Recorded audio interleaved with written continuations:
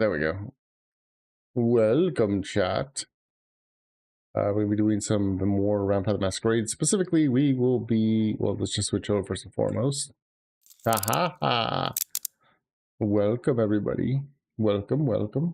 We'll be getting things ready to do soon tabletop Vampire the Masquerade next month, but in preparation for that, we'll be doing individual and independent character stuff. So that's what we're getting done now today. Joining me, of course, is Mr. Tyrak Eternus. Let me say hi, Ty. That's wonderful. Are you still there, Ty? Oh my god. Did my Discord die?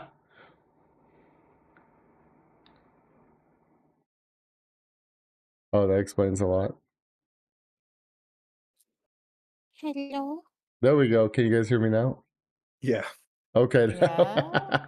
It just kind of cut out. Hello, everybody. Once again, I don't think my chat went anywhere, but glad to have everybody else here.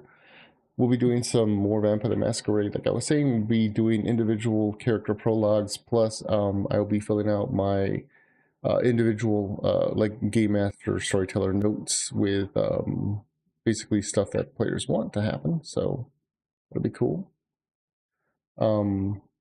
Because each player has, for the most part, fleshed out a pretty good character. So I'm pretty pleased with that. Pretty happy for them.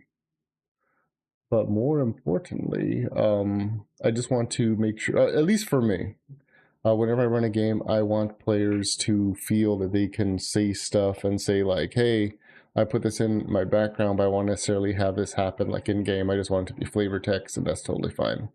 So we're kind of like working out those details right now. So of course, joining me first and foremost is Mr. Tyrak Eternus. Say hi, Ty. Hello. Nice to meet you. Everyone. And then joining me, of course, is Mr. Rosa, the vampire, who is familiar with this. But go ahead and say hi, Rosa. Oh, hello. Now we'll be going one at a time, but actually before we go into the one at a time stuff, I guess I will bring up my notes.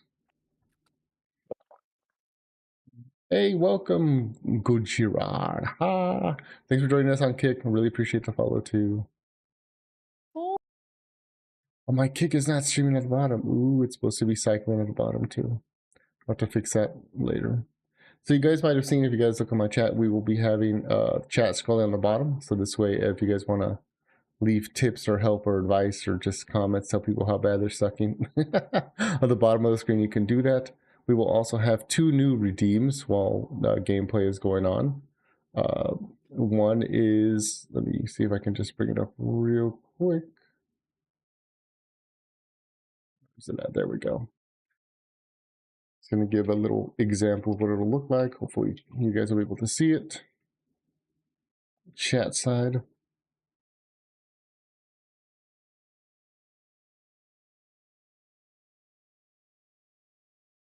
That is the opposite of what I wanted. Let's go back, please. Thank you. Yeah, that's the one I want. All right, so we have some new individual channel point rewards on Twitch, on the Twitch side. I'm still trying to get things set up for YouTube. YouTube does not like it when we have channel alerts, unless you guys want to donate cash, which I think is kind of like one-sided. But the first one we will have is, I will send a test alert, so hopefully you guys will be able to see it, which is... What did one ocean say to the other ocean? Nothing, it just waved. So you guys will have the option to spend certain channel points to help players either re-roll their actions, or maybe you want to make it more difficult for them. You can have them re-roll actions even after they've succeeded, which will force them to take the second half of the equation. But hopefully players will be nice and they will name that, or sorry, use that sparingly. Yes, it is evil. Now, the cool thing that I'm going to allow is even you guys that are in the game can use it. However, it can't be on an action that is specifically your guys' action.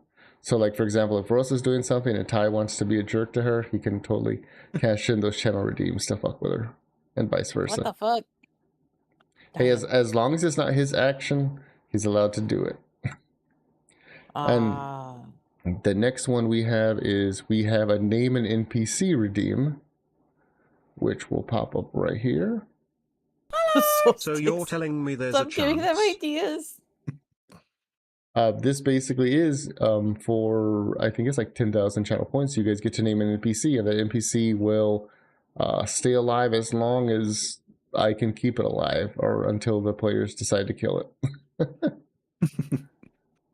Also, when you redeem one of these two, a little box will pop up telling you that you have to list what it is that you want. So, for example, if you redeem a reroll, we're in the middle of combat, and you don't specify, oh, I want them to reroll that firearms check or reroll that melee check or whatever, I'm not gonna know. So I'm gonna have to like ignore it, because I'm like, you're not telling me what you want them to reroll. The same with naming an NPC. You can't like be like, I would redeem name an NPC, and then not give me a name that you want the NPC to be named. I think it kind of goes hand in hand, but just putting that out there. Hey, Wiz, glad to see you here. I barely noticed his name's scrolling across the bottom. Which actually, let me check my stream bot. My stream bot should be connected to Kick as well. I assume we will try to attempt to kill the name characters if you keep re-rolling our good rolls. Get bad ones. But they can use it for good. They can help us re-roll a bad roll, right? That is correct. They Right. can help you use it to reroll a bad roll. If they so wish to be merciful. I don't know if Solstice is going to do that with her last emote. Oh my goodness. And say like, am I not True. merciful? Are you not entertained? I That's true, accidentally she woke did up earlier, so she's going to get me back for that one. Ooh, Apparently, one of the noises in Cassette Beast sounds like her alarm, and it woke her up. Oh my. goddamn. I thought that was gonna go in a different way. But okay. I'm curious, but I don't know if I should ask. Good, then don't. Then don't. Aw. If you don't want the damn. answer, don't ask. Hey guys, if anyone is watching on Kick, if you want to go ahead and send me a message real quick, I will check that it is scrolling along the bottom. It should be scrolling now. I enabled it right now with Kick, which is kind of an annoyance, but oh well. If not, I'll do it myself. If I have to re-roll a nat 20, there will be retribution. Well, luckily this game doesn't have nat 20s. We will actually be explaining the way the game goes in this session, like mechanically. So yeah, it'll be fun.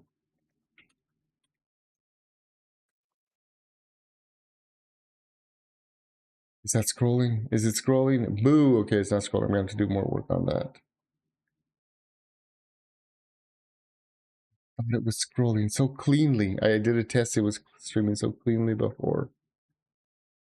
The third session, I'm going to redeem points to have Weiss re-roll his first roll of the game. I mean, if you want to, you can.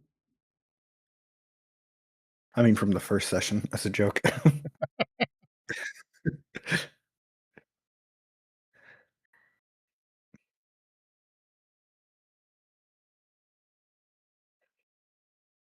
Okay, I'll have to set that up off screen. Apologies for that, but I will definitely keep track of Kick Chat myself. Apologies, it's not scrolling. It's something with StreamBot, but I'll sort that out as we go. Okay, first and foremost, 2D players, you guys. We will have a lot more players in this when the game actually starts, but for now, so we'll be rolling dice over on Discord. We'll be using a bot called Realm of Darkness, which is integrated into Discord to roll dice. So you'll go into a little side chat and type /dice. There we go. /dice roll. And it's going to ask you what is the pool size. I'll explain what pool size is in a minute, but it'll be a number. So for example, like 4. And then you'll ask what the difficulty is. If I don't give you a difficulty, we will assume that the standard difficulty is 6, unless, I tell you it's something different. But default difficulty is 6, so it'll be 6. And then if there's other like modifiers, like if you're spending willpower, you would click over here and select you spending willpower modifier. your specialty, etc. But if not, then you would just press enter on your dice roll right there, and then it'll tell you, boom, you know, rolled so many dice. You know, and in this case, you rolled no successes, so you sucked. 3 sucks. Yeah. So you succeeded. So I'll explain that as we go. But Oh, wait. generally, what? Okay, sorry. No, never mind. Oh, I was gonna say, but basically, it is a ratio system. So you receive a dice pool, which is going to be we gotta say this Oh my an god. attribute plus a skill, and that'll give you a pool of dice to roll. So, for example, if you have a strength of 2 and a brawl of 3, then that's a dice pool of 5. So where it says pool, you would put in the number 5, and then difficulty, which you would ask me what's difficulty, and if I say it's standard, it's assumed it's 6. And then basically what you want to count is all the dice that are above, that are 6 and higher, those count as a success. And a 1 actively removes a success. So that's why, like in Ty's roll a little bit higher, he failed because while he rolled 1-6, the 1 that he rolled actually canceled out his success. You see how that works? Oh, yeah. Hey, Mad Hatter, welcome. Heather wanted to be different, so he went to Mags' stream. All good. It's cool. Show Mag some love. Yeah. Some. Nice. Yeah, but this is how the dice pool, this is how we're going to do it, and I'll have it actively located on the stream as well. So yeah. And of course, you guys are also welcome to capture this. I will just say for the record, this will be actively streamed, at least this window of it. So keep the lewd memes to a minimum, guys. We don't want to have any. We don't want to have any no things happen. If I want to gen a picture of me fingering my taco, I can do so. Not on my Twitch. However, On Kick, you probably okay, could. okay, fair enough. Maybe Fair Grok. enough. I'm in Grok. All right then. Any questions as far as how the dice rolls are going to be for you guys, for the 2 players I'll be working with today? I think I understand it. Okay, yeah. We'll obviously we'll be going more into it as we go. I'm writing it down. True. Oh man, is my YouTube chat should be scrolling too. YouTube, why are you being difficult, YouTube? It's being a little piece of shit right Yeah, now. YouTube is being very annoying right now.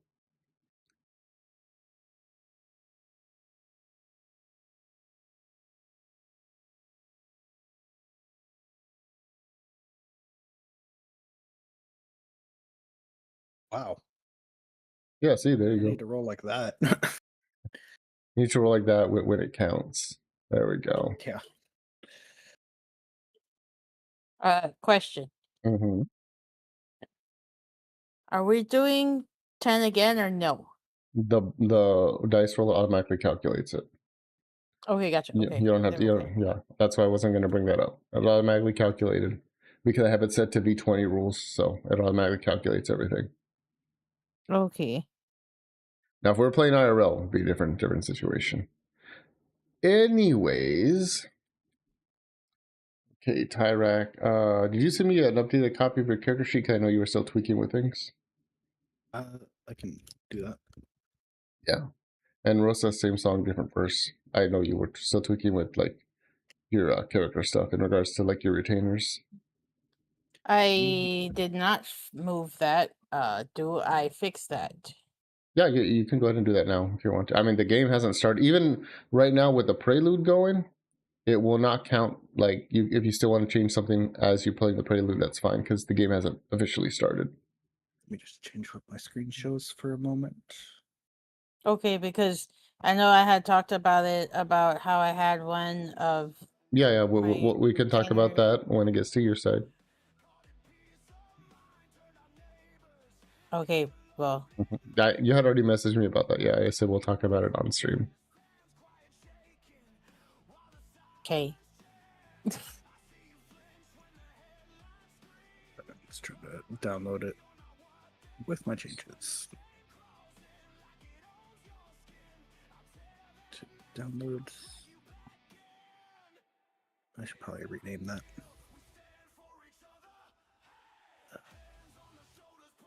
Oh God, what? That's the wrong button. There we go.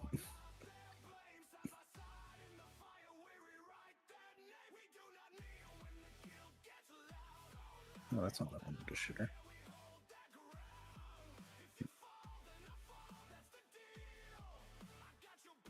Oh, All right, let's see.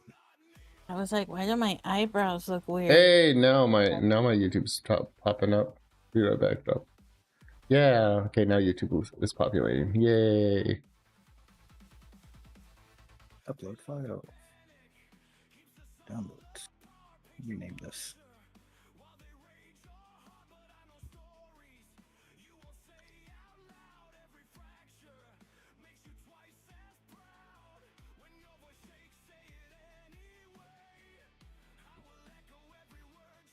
Hey, bippity boopity. Bippity, bippity, what, bitty? That does not concern you. But why? Pleasure. Okay, so first and foremost, I see that your player name is the same as your character name. Yeah, you're probably gonna want to change that for a number of reasons. First and foremost, you know, you were a person before you became a vampire, so like a good example is I had a character one time named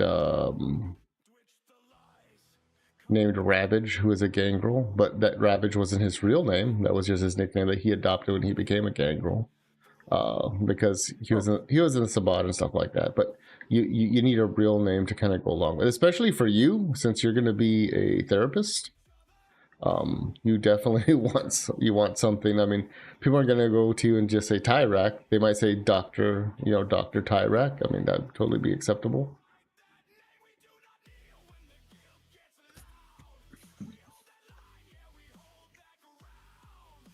Do you need help coming up with a name? I think so. I'm spacing. I can tell.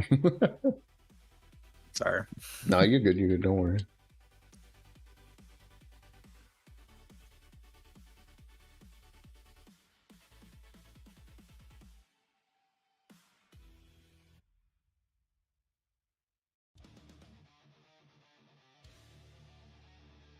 Yeah, I'm going to send you a link on Discord. So what I generally do is if I'm stuck on names, I will go there.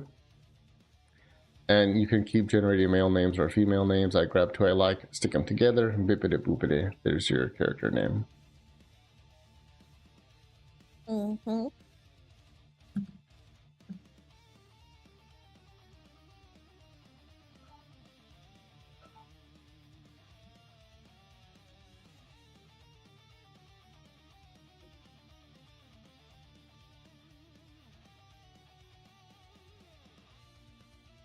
This is probably going to be like a chill, laid back stream for everybody else. But for you guys are like in the hot seat right now.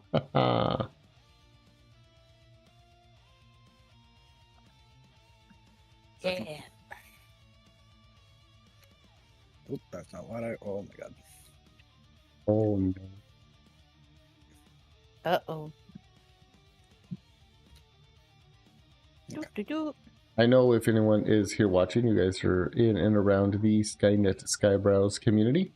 I think Rosa has a reaction stream for tomorrow, so if you guys Yes.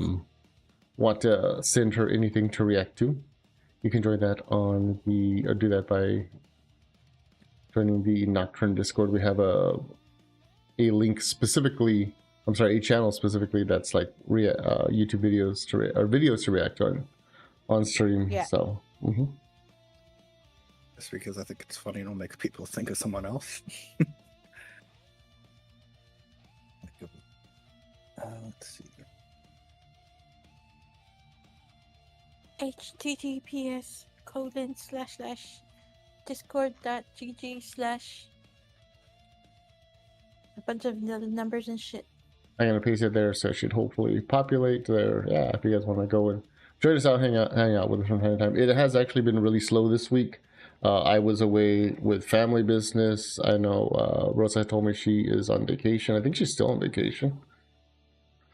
Yes, but And I not know. as stuff. Okay, I know Tyrak is kind of like in the middle of a move, so kudos for him for making time to show up today. And I know Bones has also been a little under the weather, which, you know, always sad when Bones is under the weather. Okay, did you decide on a name for your character, Tyrak? First name's gonna be Tobias. I'm trying to. Ooh, Tobias. I like Tobias. And I'm slightly contemplating using Griffin as the last name just for laughs. Yeah, do it. Okay. Like Griffin with a PHON or with a IFFIN? IFFIN. Like Peter But- Griffin? Yes, that's the joke. Griffith might not be bad. Griffith? I mean, you could. I'm just spamming the get mail names button. That's fine. I've done this a lot. Like, don't feel bad about it. I've done it too.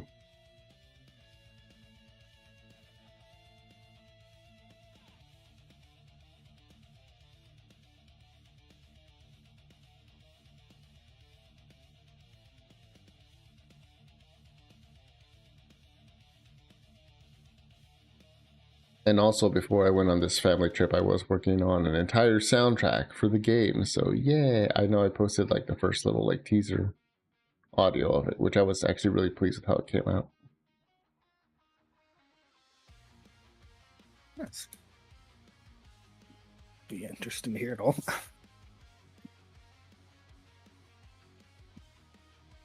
You know what? I'll go with Rune. RUNE. So Tobias Rune, Rune. Yeah. you come up with an awesome name and then you decide not to play Tremere. Fine. Damn. Well, no, I'm just saying that's a good name for Tremere. True. Yeah, but You will know and fear the name of Tobias Rune. Aye! Right? Yeah, so yeah, it's good. It rolls off the tongue. Freaking does Cauldron of Blood. No. Oh, goddamn. Oh, Cauldron of Blood is scary, man. Oh my god, I fucking hate. Okay. Being on the receiving end of that as a vampire is not fun. Hey, Synth, how's it going? But I'm sure inflicting it as a Tremere is fun, but Yeah. receiving it as a vampire is not fun. Usually it is.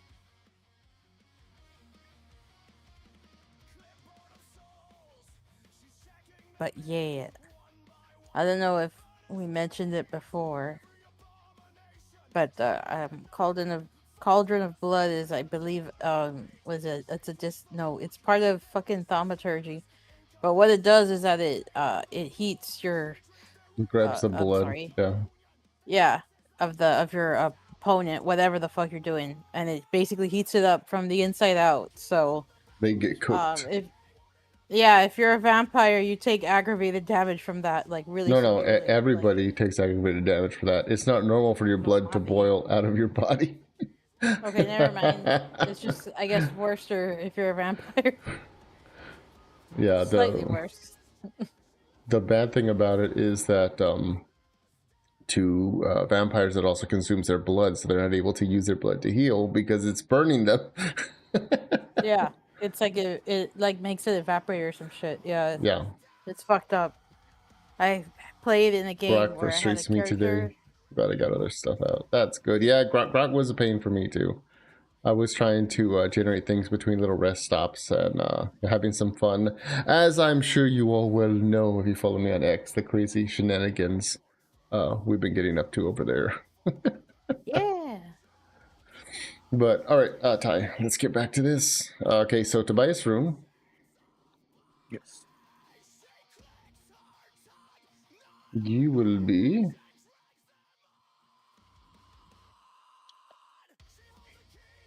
Conniver and conformist, you're still like nailed down to that? Wait, what? Sorry, say that again. Your nature and demeanor, conniver and conformist, you're still like locked into those? Yes. Okay. I'm fine with that. So just to real quickly explain to people who might be watching, so basically in this game it's pretty big into acting. Like there's definitely a lot of combat, but in this game you regain a resource called willpower, very similar to like if you play D&D, how there's like action points or hero points and second wins, stuff like that. Well, you spend willpower, you get a similar effect, but you have to role play out your nature, which is how you truly are, and your demeanor, which is basically how you act towards like strangers. So yeah, just to let people know that's how that works in. And then your concept, you're still going to go with conformist. I'm sorry, with therapist. Yeah.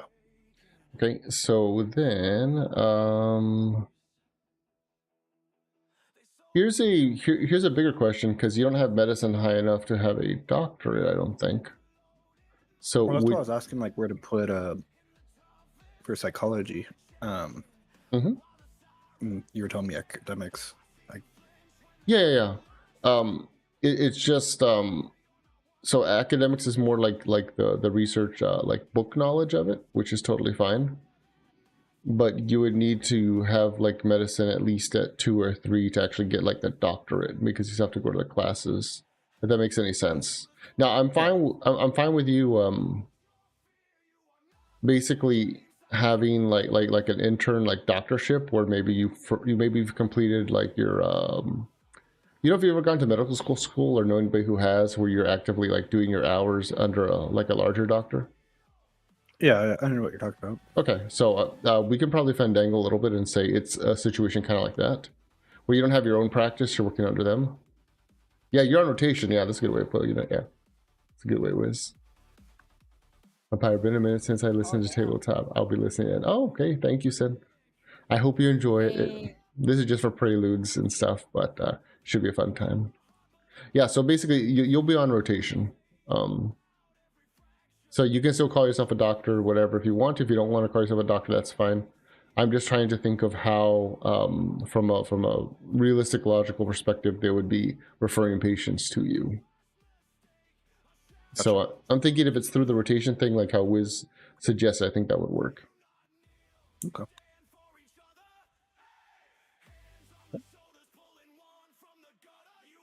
And your clan, of course, is a Torridor, which means to read or. And your gen is going to be 13th. Do you have any questions as far as the generation system? I know it's convoluted for people who are like first-time players. I don't think so. I don't think I have any questions. Okay. And now for your sire, I know you put soul sticks as a filler thing.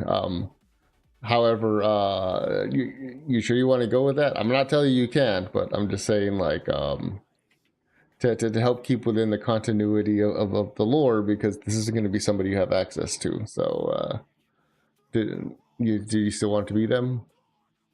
I don't see what would be wrong. I mean, you can go to the Vampire Generation thing and do a female name real quick if you want to still have it be Soul Sticks, but maybe Soul Six is their online name, but they you know them by something else. Okay, take a look. Just the first name's fine. You don't have to like know anything too crazy about them.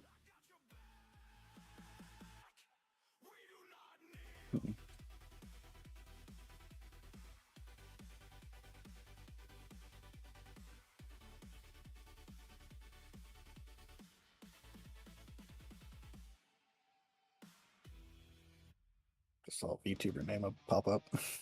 Yeah. Saw Calliope for a second there.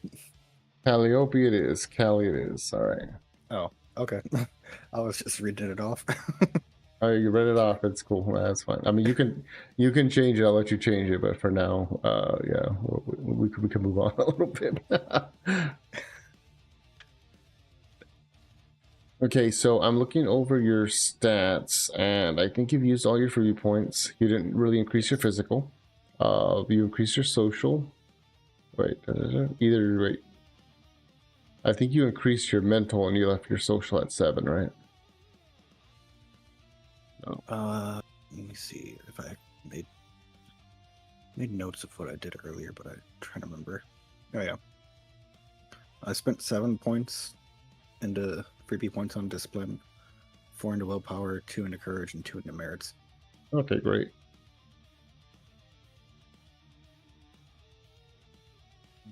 Okay.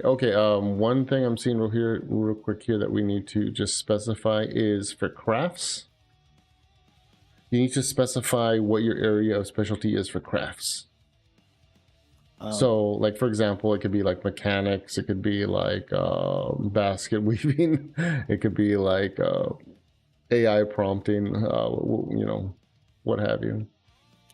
Well, I was initially thinking of having it be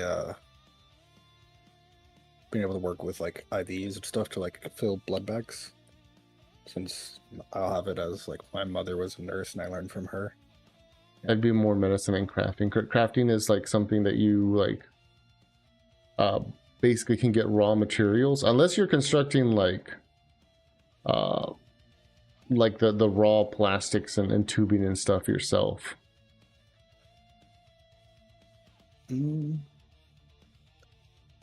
Maybe like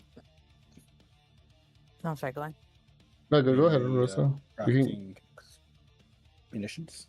I'm sorry? Like crafting munitions, like bullets and stuff. Yeah, I can see that. Yeah, you can put I don't want to say gunsmithing because it's not really like maintenance of the gun. It's just preparation of the ammo. What's it called? Ammo smith. Okay. Yeah, I'm fine with that. We'll just call it ammo smith. So basically, what I'm going to rule for ammo smithing is between sessions, if you want to craft a specialty round of ammo, such as like Dragon's Breath or Armor Penetration or whatever, you're going to be rolling crafts to get a round of that yourself, short of relying on your contacts or backgrounds to get that. So I'm giving you the option to kind of craft it yourself if you roll well enough. Okay. Yeah, so the main ones, just to let players as well as the audience know, so crafts, when you take it, even at 1 point, you have to specify what your area of craft is. Performance, the same way. Whenever you take it, you have to choose an area of, like, that you excel at in regards to performance. For example, like, I excel at theater, but, you know, I'm not very good if you put an instrument in my hands. Same thing with, like, expression. If you take expression, you need to write down, like, what your area of expression is. But anyways, okay. Everything else looks good. Let's go over your disciplines of importance. So I see that where we have aspects at 3 and presence of 1. Okay, so you're familiar with what aspects 1 through 3 is? Yeah. Okay, so of course I'm going to go over this for the sake of the audience. Aspects level 1 is of course heightened senses, which basically means I have to check whether it's a roll or a blood point expenditure. But I know that once it's activated, basically you get a bonus to like any perception checks because of your heightened senses. Level 2 is of course aura perception, which means you can literally do the hippy dippy shit where you look at somebody's aura, but like for real, you look at somebody's aura, you can tell if they're mad and they're trying to hide it, if they are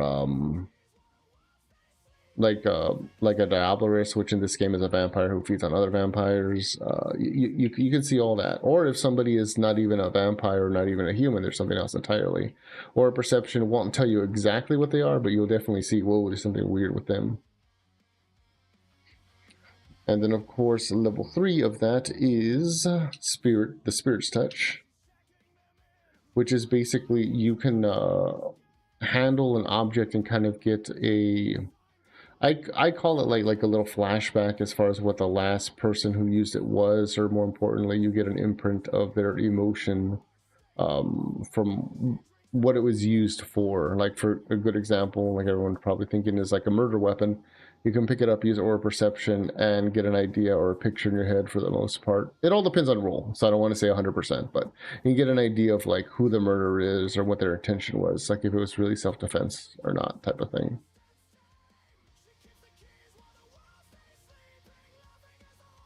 Gotcha. I think there's a show that's like that. Yeah, I think it's Or there called. was a show. I think so. They made a whole show based off of vampire power. Oh. Ty, do you have any questions about how those abilities will work? You're saying they might like cost like a blood point or stuff to activate? Yeah, it's because different powers, especially as they progress in levels, they will cost a little bit more. So, for example, I believe, and like I said, chat, you guys are free to correct me, as well as players are free to correct me. I think heightened senses is free. You just declare that you're activating it, and then it's like you can suddenly hear better, see better, taste better, stuff like that. Smell better. Not necessarily that it gets rid of the need to shower, but you can definitely smell who hasn't showered. I know with aura perception, it's definitely a dice roll, but I think there's a blood expenditure there. And with spirit touch, I know for sure, for a fact, I'm like 100% sure, 99% sure, maybe like 80% sure that there's a blood point cost for that.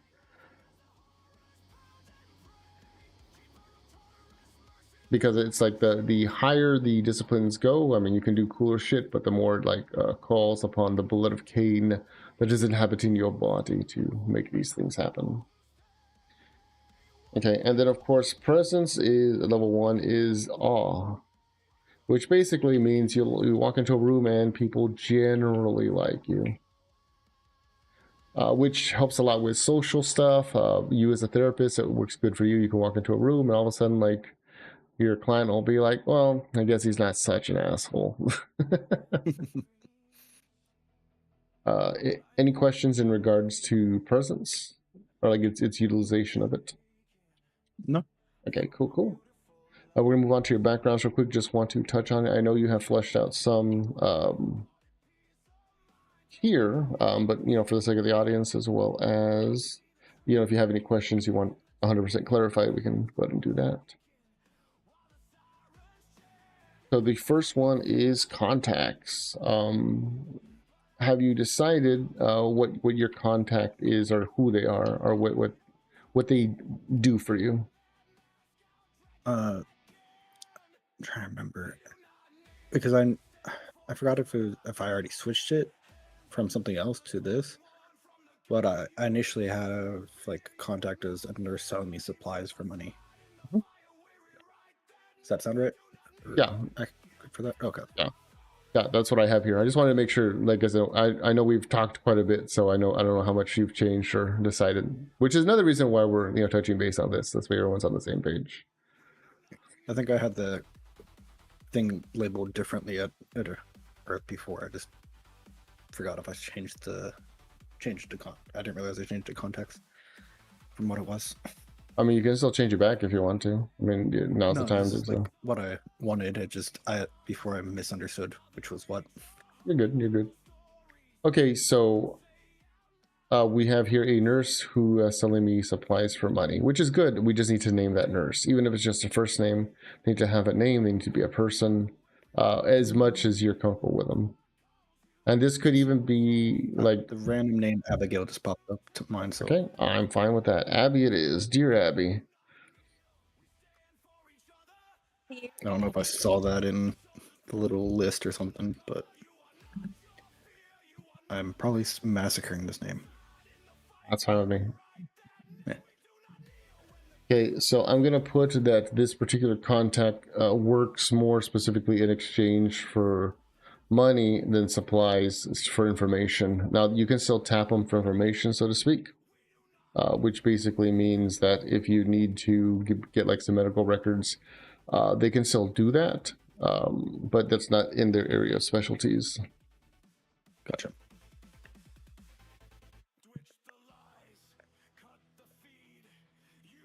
All right. Next up, we're going to go on to domain. I know, I believe you're throwing in with a shared domain. Yeah. Okay.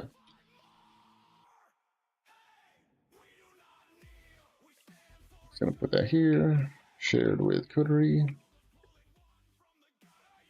So what was it specific that you wanted to add to the domain? Did you want to add size? Did you want to add security? Did you want to add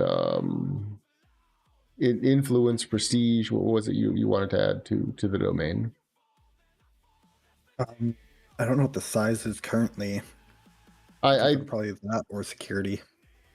I think we had agreed, or at least I had told you guys you're going to basically going to get, at least when the game starts, roughly about a city block. So that'll be your domain. Okay. Probably security. Security, okay. How do you envision the security for your domain? So like a good example, it could be like security cameras like around the park, for the sake of argument, or like maybe motion detectors by like back entrances. It can even be like supernatural or otherworldly things like spirit alarms, you know, where you guys sleep and stuff like that. It's whatever you want that's kind of like within your means to do so. That security alarm thing sounds pretty useful.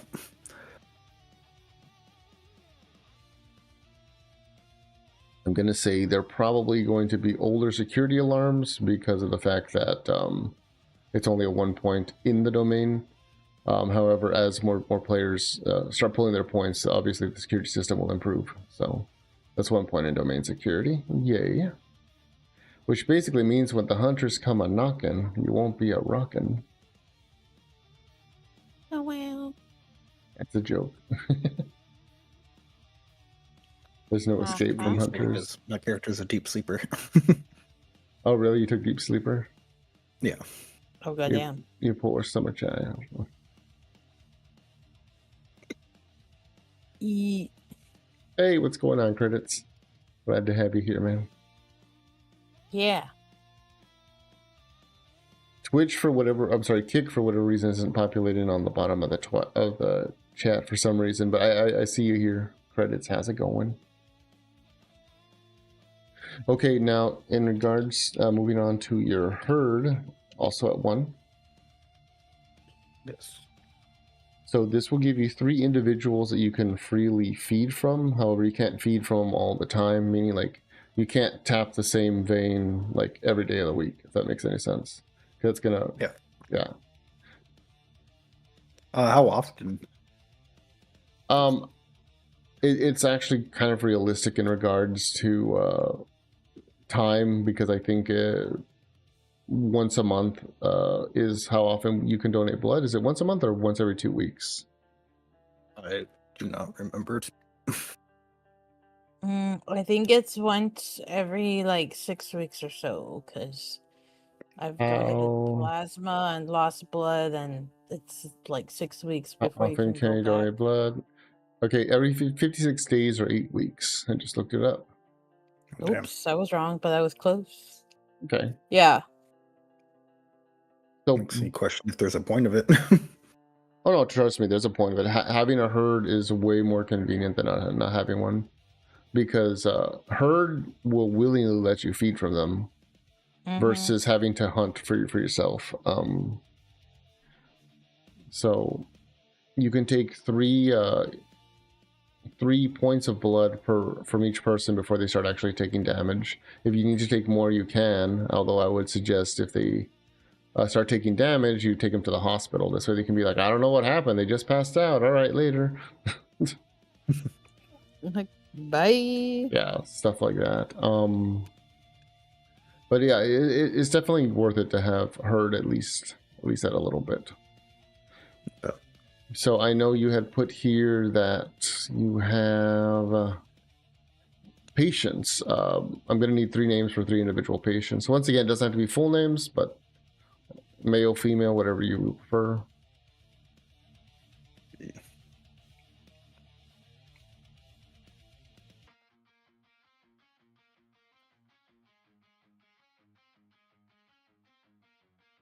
You guys are free to help out too, chat. Wait, we're Don't be supposed to be shy. naming him? Oh wait, I'm not in the chat. Never mind. Well, I mean, you can give them ideas. We're naming the herd, or okay? Yeah. Every background you take that has a physical contact to it, basically a milestone, to use a V5 term that I don't like, needs to be named Hamburger. Hamburg. You know what? I'm gonna do you one better. Your first one is Kool-Aid. Capri Sun. your first. Don't want Your first member Mr. is. I'm passing on. Sorry. Your first one is Jacob Hamburgenstein. So. Oh. The next one, what's the next one? Mr. Dix. The next one is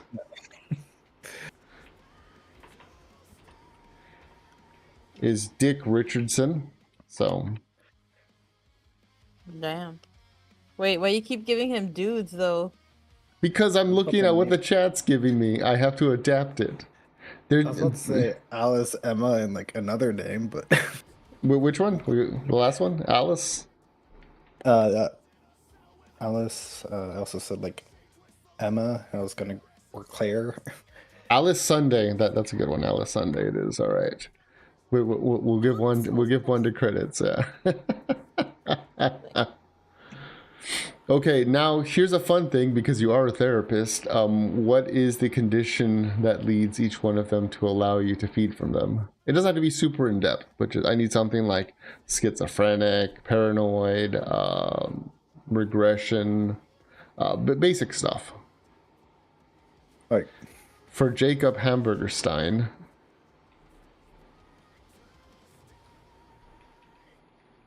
I had it has hamburger sign for a second. Plurfin. What? That's a good one. If you get more, we'll definitely use that one. It's a good one.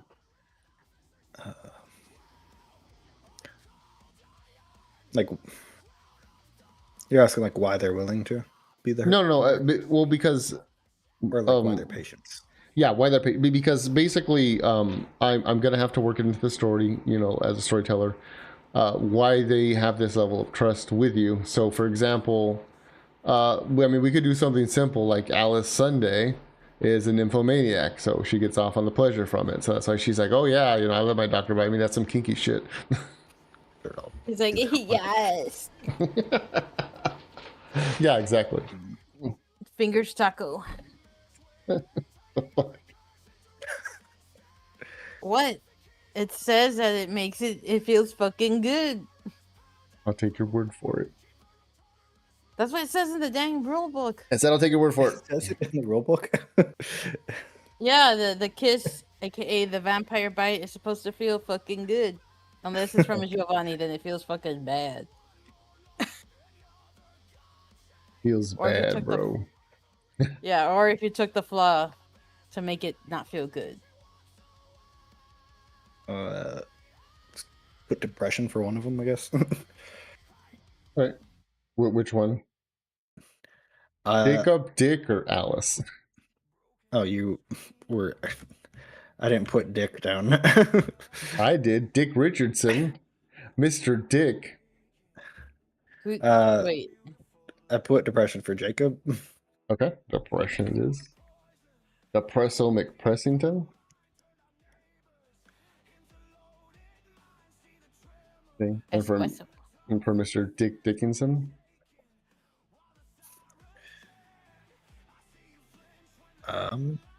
Draining seems sus.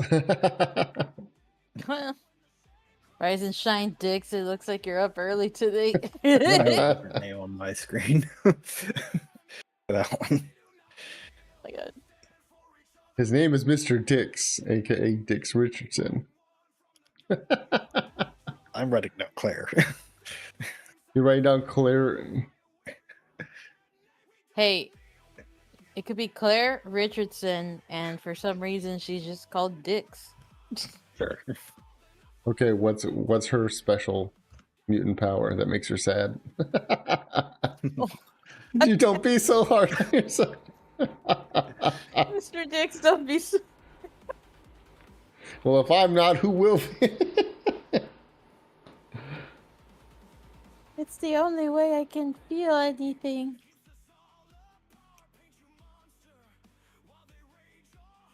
Thinking something, but I don't know how to phrase it. Like a mental disorder? Probably, yeah.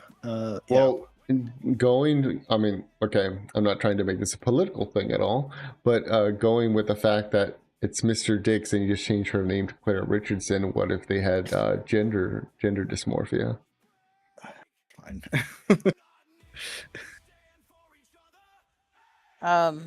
Yes. What just happened to my thing? Damn. It's just an idea. You could totally veto it. It's your character.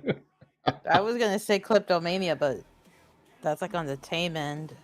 No, it's up to you. I mean, it's Ty's character, not mine. I'm just giving him ideas. We gotta flesh it out so he seems like a person, a people. Well, you said mental illness. I'm throwing mental illnesses out there. OCD. Like, I'm gonna go with like what we said, where she like too much of a perfectionist and like it helps her relax. For Claire? Yeah. Okay, sounds good. OCD. Oh, I just thought of a thing. What? Okay, so maybe she lets you to drink her blood because she has OCD, because maybe she has an intrusive thought that has to do with her like having a heart attack or something like that. So she thinks like it's a compulsion for her to let you drink the blood. So because it helps to relieve the intrusive thought of whatever the fuck with her own blood. That, you know what I mean? I feel like, does that make sense? Yeah, I get you. Sure. Okay.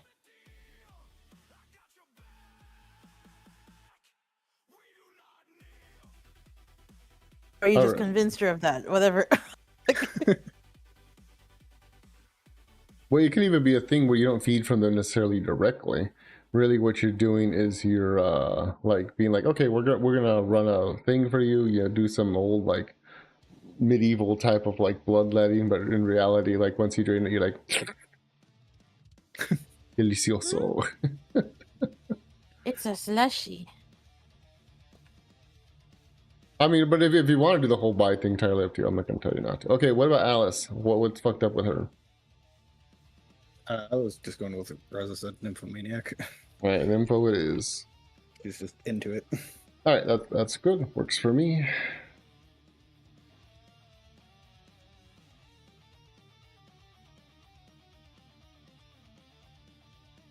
Jacob Depresso.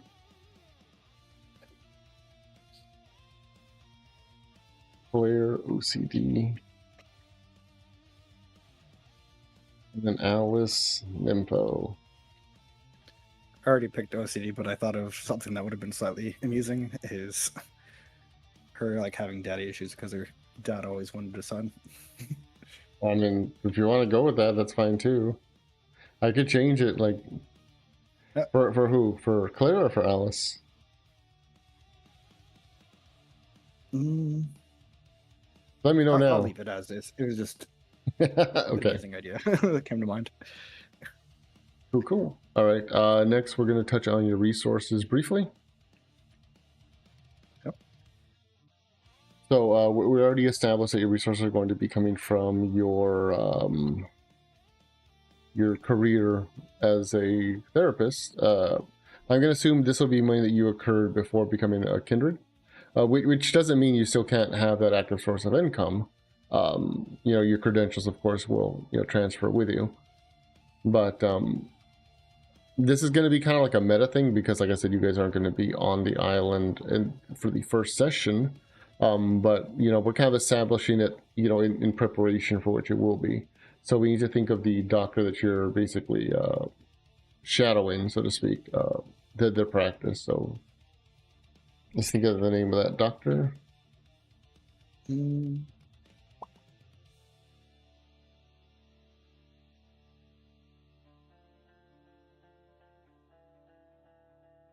Spencer Marcel. All right, sure. Works for me.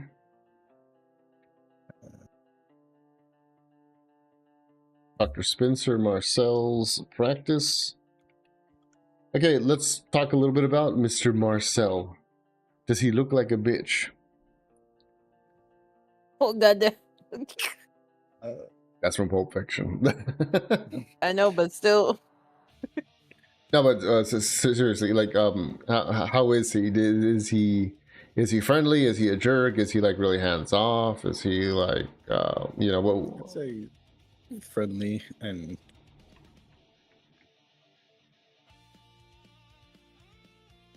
Credits is yes, yes.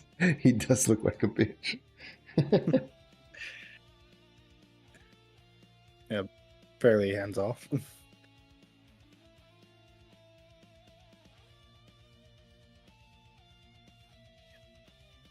All right, I'm going to say that actually what he does is he does the opposite, where it's his practice, but since he got paired with somebody to work rotation with him, he actually doesn't actively see his clients anymore, so he dumps his clients onto you.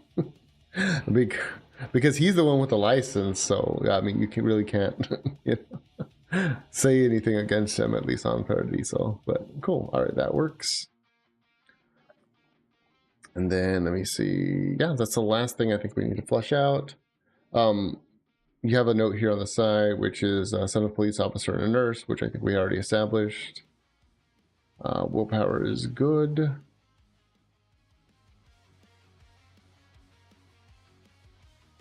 I'm just going to put a note here on resources. Dumps clients.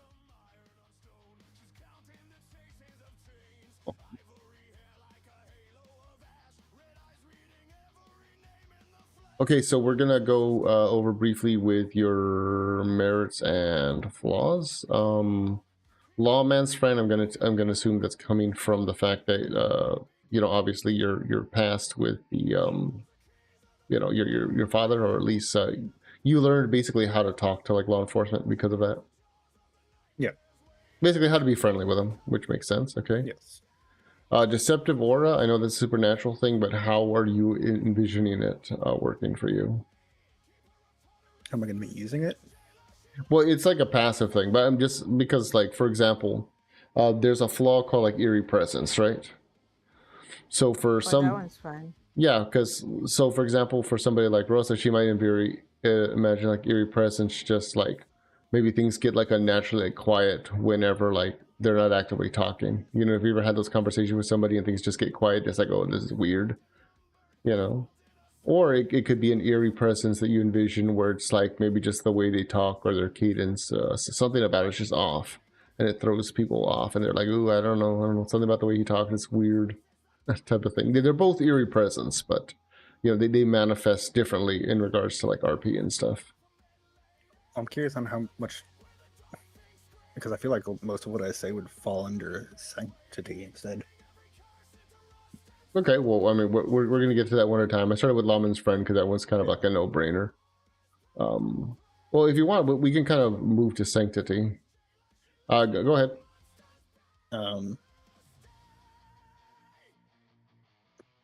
Like a, I don't know, like a calming voice or something. Okay. Which I figured you were going to go with that because it ties back into the therapist thing, which makes total sense. Okay, but then in regards to deceptive aura, I don't necessarily think they're going to overlap, but they'll definitely like play into each other. Like they'll like, you're not going to get a mechanical bonus for sanctity to help you with deceptive aura, but they can like, I guess, set each other up, if that makes sense. Yeah. So I think that'll work out pretty well. So basically, because of your, you know, you have the sanctity, which helps you like calm people down, or at least get them to trust you, or maybe relax a little bit, then that allows your deceptive aura to kind of creep in. Okay, cool. And then the magic resistance. Now this is a special one because obviously you get a resistance to like some magical attacks. Now, here's the real question, and this can be like hit or miss, but is this something that you are consciously aware of? Or is this just something that like you're just like stupid lucky with? Is this something that like, you know, your mom is as a young nurse did a favor for a Jippo, and you know, she gave her the good evil eye, you know, blessings. Bruh. uh, Bruh. I mean, there's lots of ways it can manifest. You'd be surprised.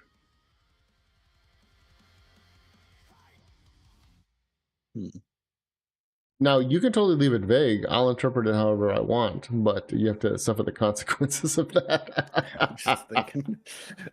I mean, okay, I'm just going to say, for the sake of argument, mechanically, it's not going to change. Like, you're still going to have the resistance, but Yeah. we really like to flush out, like, how it works or why it works, or in case of, like, oh, you know, a good example you might actually link this back to, it's like Harry Potter.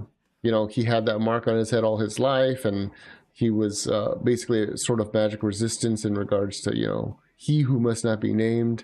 But you know, there was like a lore to it. You know, it didn't necessarily give him like a supernatural edge against like some of like the big nasty spells, but it definitely like gave him like a sixth sense, so to speak.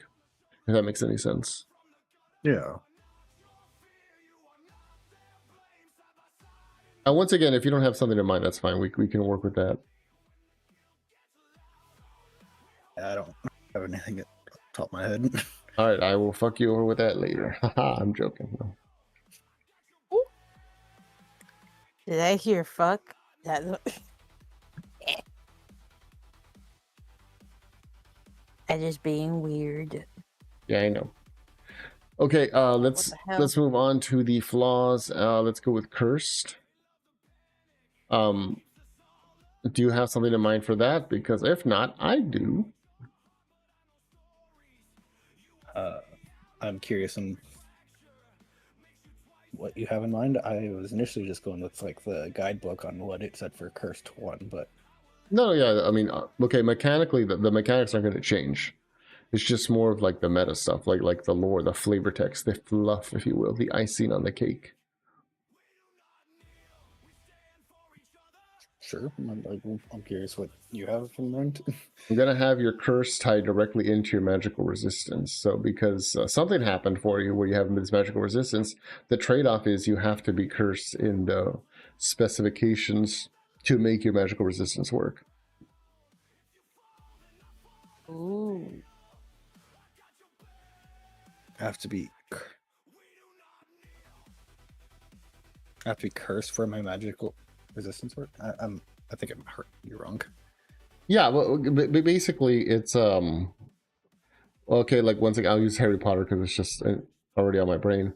And a good example is like Voldemort. He basically was, for the most part, invulnerable. Like you could kill him, but he would just like re-manifest because his curse was that he split his soul into so many pieces because of the Horcrux. So that's an example of how the magical resistance can work in conjunction with, you know, the cursed flaw. I mean, that's a very like extreme side of things, of course.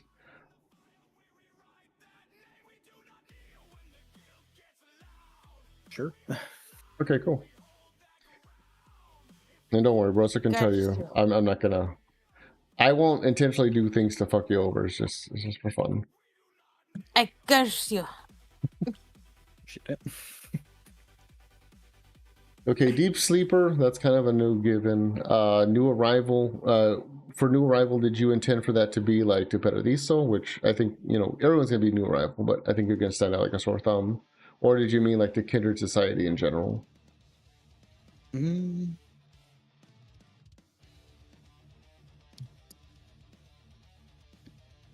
If I were to say with the Paradiso, like, how does that make me stand out more than others?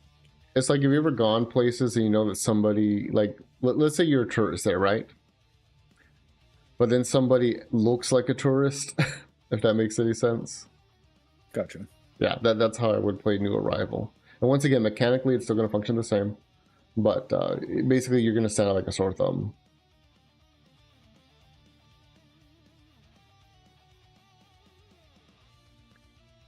And what was the other one you said for it being potentially applying to? New Arrival in regards to like Kindred Society. So basically, that would kind of tie hand in hand with Incomplete Understanding, but you know we'll get to that one in a moment. So if you're a new arrival to basically Kindred Society, it basically means not only do people not know who you are, some of them may not even know you're a vampire, which can work in your favor. However, remember, this is a flaw, not a merit. So they're probably going to be less trusting of you and more aggressive towards you. Yeah. I can go with that. I think that also applies with a deceptive aura, because people don't even know I'm a vampire with that if they do aura detection. That's the plan. I mean, keep in mind, it's all about the rolls, but yes, that definitely gives you good bonus against that.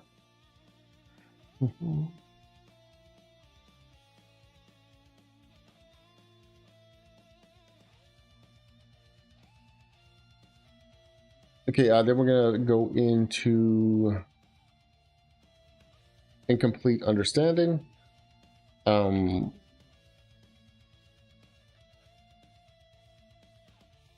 How did you want this to reflect? I think I know how you do, but I just want to, for the sake of being on the same page. I thought it would just work well since I'm new to the game in general. But once again, once again, to go back to New Arrival, incomplete understanding, how I would play it, it could be incomplete understanding of, local customs. So, for example, like, you high five somebody in Paradiso and they could take that as a threat and they'll pull a knife on you type of thing. Or it could be an incomplete understanding, once again, in regards to Vampire Society. That one might be a little more tricky, which we can totally work with because I have an idea, but I just want to know what you're feeling. Honestly, I could go with either of those. Which one do you think would be more fun for you? Go with that. I could go both ways, but one's more likely to get you killed. Probably the one that's less likely to get me killed. See, because if we go with the incomplete understanding, then what I'm going to have happen, I'm going to have to declare that's because something happened to your sire and you've lost contact with Callie, aka Solstix. So they never got to finish teaching you the basic in and outs of basically like how to hunt, how to do this, how to do other stuff. So you will get penalties in regards to not necessarily hunting, but dealing with other like kindred that are not in your coterie.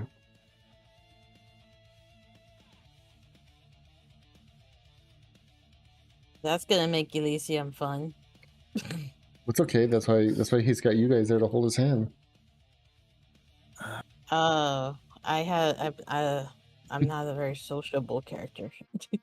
I want my character to get along with people. Probably best if I'm just not familiar with like Paradiso's customs. I think that first one we mentioned. Okay.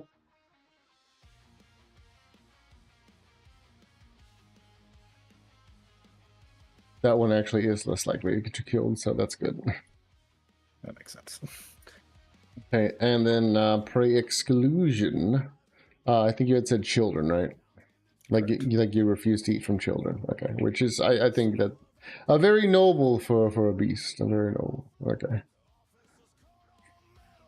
Okay. I just need to give you your. Oh, good. You did a good job filling out the range and the damage and everything. Good. Yeah, good. I'm proud of you. Proud of you there. In regards to the difficulty, let me see. Let's see if I can get that up real quick. For the weapons. Yep.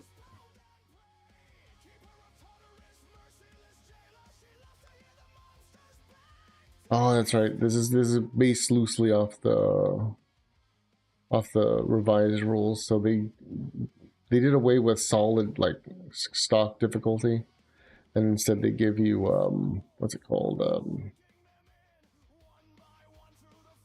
What would they call like narrative difficulty? Which it's fine. We'll work with that. So basically, how that's going to work going forward is if you want to attack with your 9mm, then once again, if I tell you a standard difficulty will be 6, so you roll that accordingly. If I tell you it's a more difficult situation, like, oh, they're behind cover or so forth, the difficulty could go up to like 7 or 8, or even 9, depending. Same thing with SAP, same thing with the M4, etc. Okay. So let me tell you how the armor works. So basically, your armor, your rating of 1. So what that means is it counts as though you have a temporary extra point of stamina in regards to combat damage resolution. The thing that's different about this is your armor can get damaged and will need to be repaired. So that's why it's considered a temporary point. Gotcha. Okay. Great.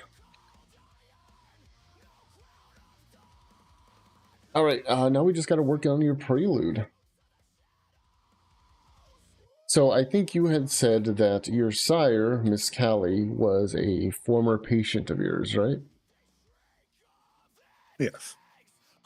And they were going to basically kind of like grooming you and testing you for the embrace. They had interest in you. What you brought to the table was certainly very alluring. And I would say probably what you brought to the table was the fact that you had a very deceptive aura. In fact, I will say that's exactly what worked. You put off an aura that you had more to bring to the table than what you actually had to bring to the table. And you pulled a trickery on her.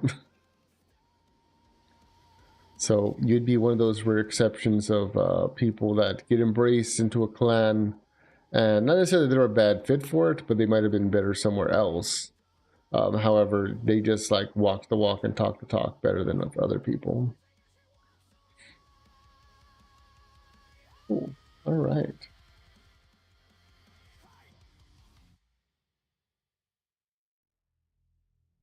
I'm just looking over things real quick and we'll do a quick little prelude.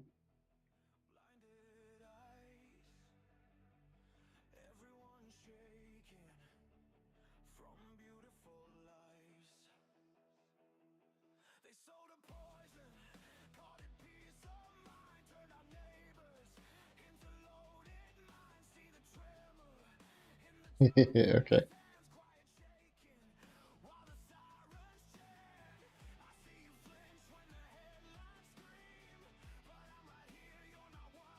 All right. We're gonna do a little prelude now, and but basically it's gonna be like a short little one-off story. You can die, quote unquote, during a prelude, but it won't be like a final death. You won't, because it's impossible to start the game dead. That's not gonna happen to you. But I'm just letting you know, like if you die during a prelude, you're not gonna like die, just to kind of give you a little peace of mind. It's very unlikely, but just don't worry.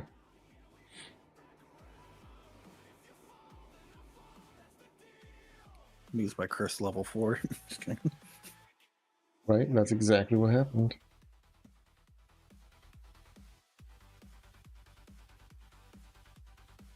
All right then.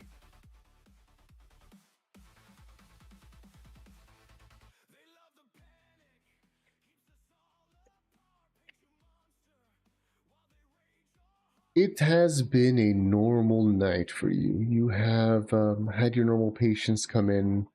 You've had a bite to eat from one of them. I'll let you choose one at your leisure. Let's see. Oh, it's Sunday. Okay. So what you will do is you're gonna, on the dice roller, you're gonna roll, just type slash roll. I'm sorry, slash dice, and then roll, and you're just gonna roll 1d6, so a pool of 1, or whatever it comes up as. 1d6? Mm-hmm. Or... Yeah, because this is for basic feeding, so. So 1 pool, difficulty 6? Yeah, what's 6? Okay. 9, okay. So it was a particularly well feeding, in fact, so you will start actually with 9 blood points, which basically means... So on the bottom is your permanent blood, where you can't go past that level, but on the top is like 1, 2, 3, 4, 5, 6, 7, 8, 9, so you can go ahead and fill those in. And then basically as you start spending blood, like to activate powers, you're just going to unclick the boxes as you go. Okay. But you can go ahead and fill up 9 of those because you're pretty much almost full now. You've had a good meal. All right. Filled. Which it should be filled -1. -1. Oh, the bottom one? No, the top one. Okay, so the I have bottom. it as 9. Yeah. Okay, yeah. Got That's good then. That's good. It's a little difficult with this sheet because you should have a way to check mark it. It doesn't let you check mark it, but that's whatever. I can't do nothing about that. Oh well. Anyways, you had a particularly well feeding. Your patient Alice left with a smile on her face. And then right as you were about to start calling it a night, which for you means that you were going to be free to go about whatever other vices were available to you, suddenly you get a buzz on your phone. It's like bzz, bzz. You recognize it as your secretary right away. Grab my phone and answer. Yeah, hello, Mr. Rune. You got one more patient coming in. The doc wants you to see him.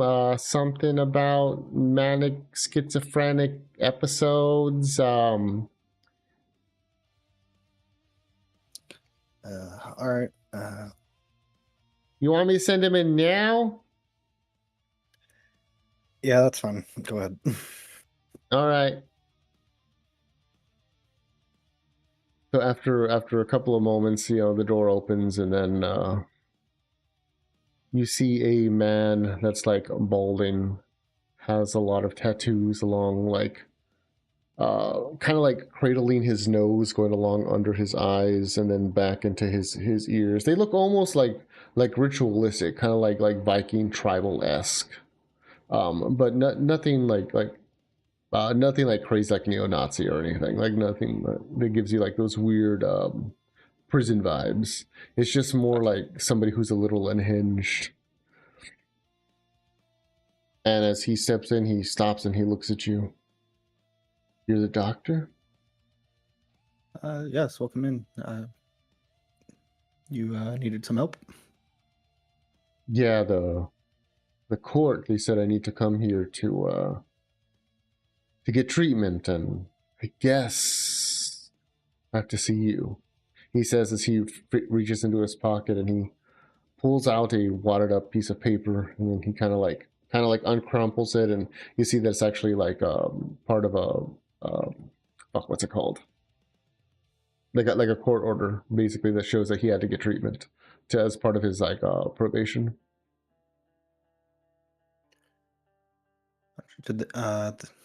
Would the paper like specify specifically what for? Yeah. I mean, you're gonna have to like uncrinkle it a little bit to look at it. Oh yeah. Okay. Do so. Okay. Oh. You see that basically this person is a violent offender, but he was released on a religious reform program. But they basically have had hallucinations as well as prone to like fits of anger and violence and stuff like that. And a lot of it seems unjustified, and they've had bad luck with other people. This is all like on the documentation. So they referred you to Doctor. Well, they didn't refer him to you. They referred him to Doctor Marcel because he has a good reputation.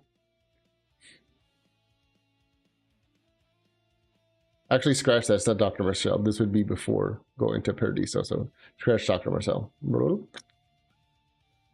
Your previous doctor, your previously attending physician.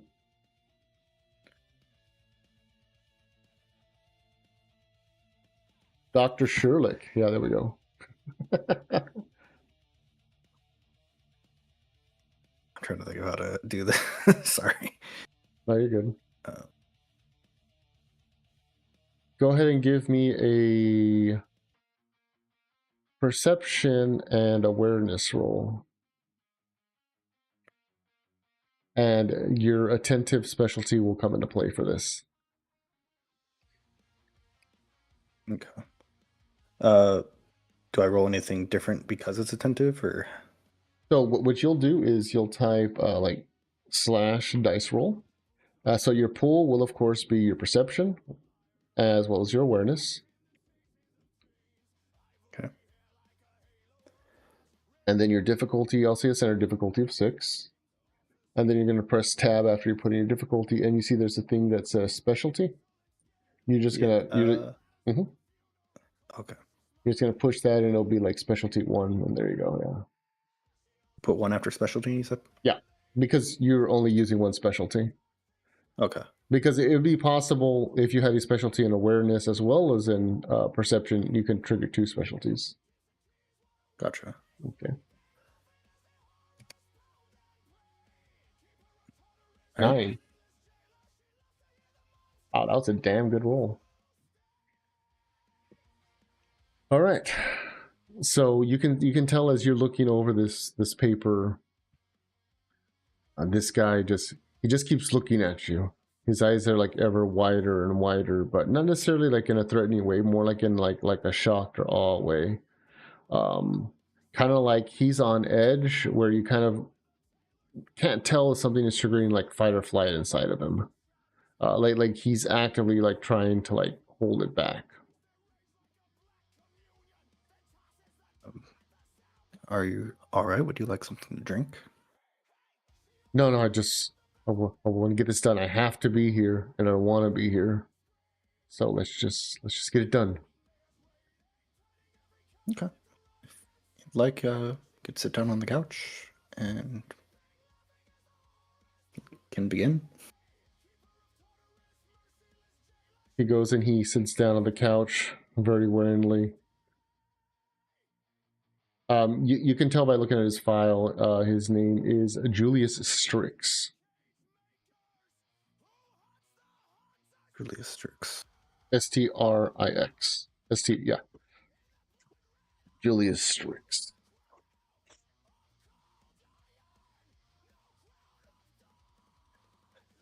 So you can tell that he lays down and he's kind of like looking up at the ceiling. But you can still feel him kind of like watching you with his peripheral gaze. Not really like letting up at all. Mr. Strix, could you tell me what led you to...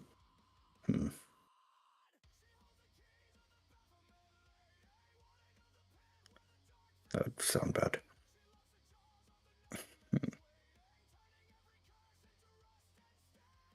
He turns to look at you. To what? Being here today, like receiving this court order. They think I'm a danger to my family, as well as a danger to the public. But you know, I prayed, and they came to me, the messengers, and then when they came to me, they spoke to me. As they spoke to me, they said that I just need to trust the one above, because he guides my eyes and he guides my visions, but it hasn't been the same since that night. What night are you speaking of? He turns to look at you again fully, and then he looks back up, like shutting his eyes tightly before speaking.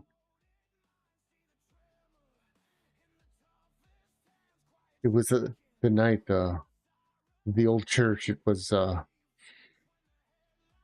these men raided it. They were all like in this tactical gear, and I was just walking by with my kids, with my family, and all of a sudden, like it looked like a gang fight or something, and suddenly I heard the voice of the Lord. It rang out in my ears. It told me they didn't live, and ever since then I saw them for what they were, like monsters all the time. Monsters. There's dead people who walk around like normal people, wearing the faces of dead people, and I could see them all the time. The fucking time. As he starts like taking a little bit deeper of a breath.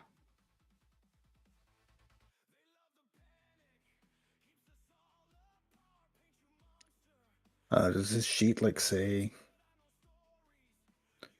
Well, the sheet said hallucinations and fits of anger and aggression. That Gotcha. seemed unwarranted.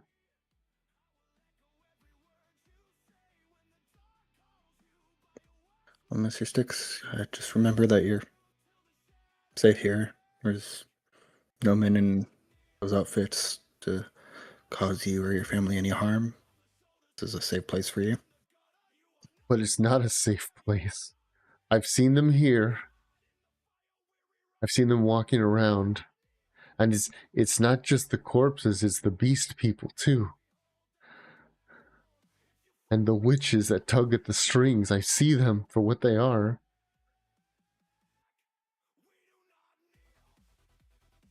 And then like he suddenly like shoots up and he looks at you, his eyes kind of like wide, and he's like, because I can see you for what you are.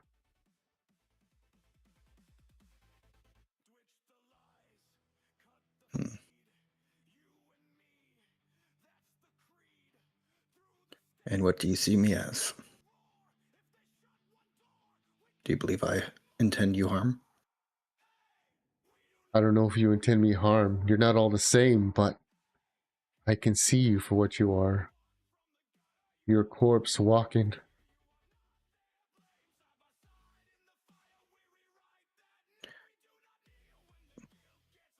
Is everyone a corpse, a beast, or a witch? Or is it only certain people? It's only the ones that want to control us. You see, because the thing is, I didn't have to come here. They told me to come here. The heralds. They said this place needed to be cleansed. He looks over at your desk and he grabs the phone. And he actually like breaks off the cord and he's just holding like the phone itself, like kind of like in hand, like a weapon. And you actually see that it starts to actually like glow with a sort of like primal kind of like deep supernatural like energy to it.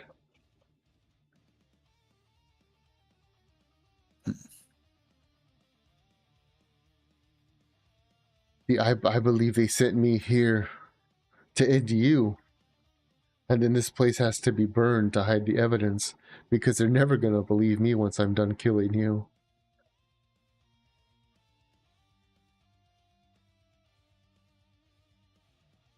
Are you sure that following their orders is the best for you?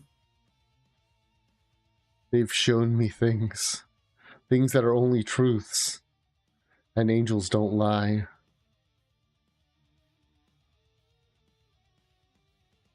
Didn't you say that there's those that control others? How do you know that they're not trying to control you? Okay, go ahead and give me a willpower roll. So for this, you're just going to roll your flat willpower. Okay. Yeah. You can also opt, if you want to, just burn a point of willpower to not have to roll. You can always opt to do that if you want, but the trade-off is, of course, you lose willpower. So, pull is my willpower, difficulty 6? Yes. Yeah, everything for the Prelude will be difficulty 6. I'm just getting you used to the mechanics. Yeah. Oh, nice. Okay. You feel something inside you. Your supernatural beast, supernatural like hunger, the fight or flight, start to like ignite, start to trigger. But you kind of like are able to gain control of yourself. But you can tell that there's something off about him, more so than normal. You gonna use any of your disciplines? Discipline.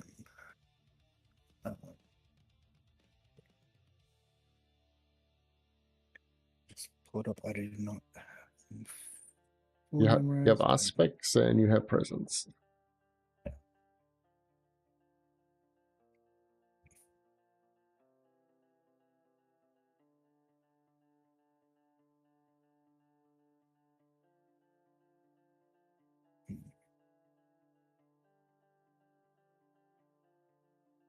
He said I can pretty much activate heightened senses whenever, but I don't know if that'll do anything. If I would give you some advice, as a friendly storyteller to a new player, Maybe like aura perception would be really good right now. Okay, I'll do that. Okay, you remember the roll? Uh, If not, I can look it up real quick. so I have the screen up. Let's see. Perception, empathy.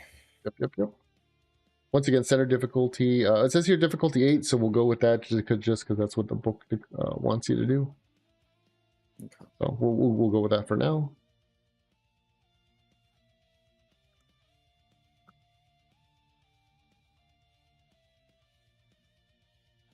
Why is it not? Slash roll or dice roll. I mixed it Yeah, up. there you go. It's okay. I know it's going to take some time for you guys to get used to it, but trust me, it's so much more streamlined doing it this way. Yeah, get used to it. That's all.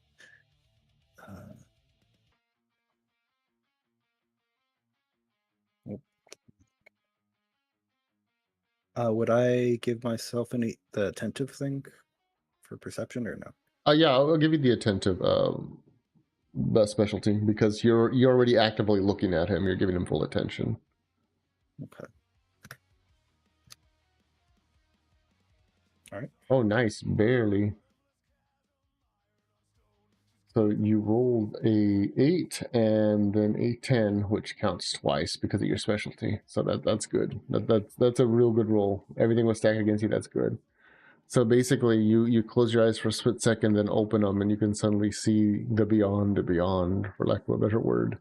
And you can tell this person's aura is obviously, shimmering a bit with anxious energy, but more importantly, it's glowing like the fury and might of the unconquered sun. It almost kind of gives you a bit of a spook in regards to the fact of what your sire has taught you, to avoid the sunlight. But this is something different. This isn't you seeing sunlight. This is you kind of seeing the energy or presence of the sun radiating from a person, from a human. And almost instantly, given what your sire has told you, that this is somebody who is a threat to you and is a threat to the Masquerade for no other reason than the fact that they can see you for what they are, and given your aura perception, you know that even if everyone else in the world thinks they're crazy, they definitely can see you for what they are. I'm sorry, they can see you for what you are. There we go. Words, right? So they see through the deceptive aura, basically. Yeah. Gotcha. It's a supernatural power. I'll explain that later. But yeah, they can see you. Gotcha. It was actually because of the deceptive aura that they didn't go like how wild on you right away. Okay. Anyways, go ahead. Did you say a color, by the way? It's just like a bright. There's like little sparks and ripples of like anxious energy, which which I think it's kind of like a no brainer. It's kind of like staticky stuff, but it's very bright like the sun, almost like pure white energy, very similar to like the glowing phone that he has in his hand.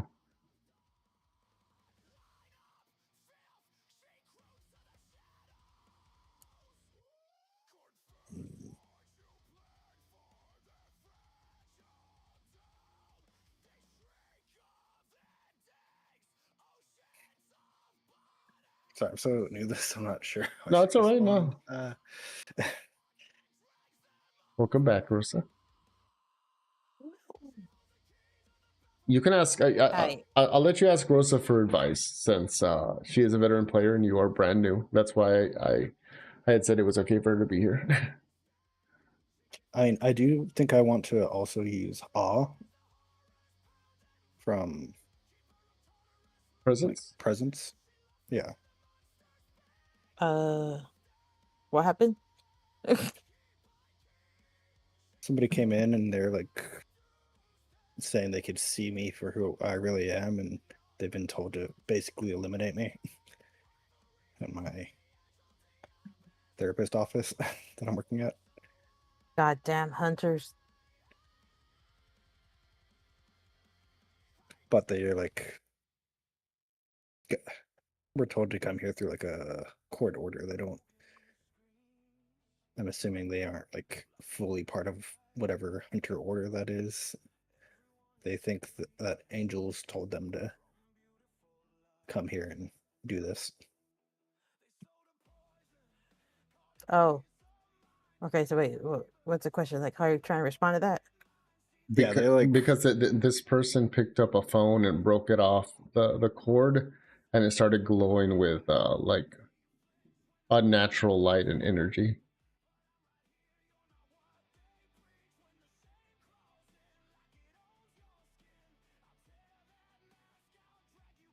And you're playing Toreador.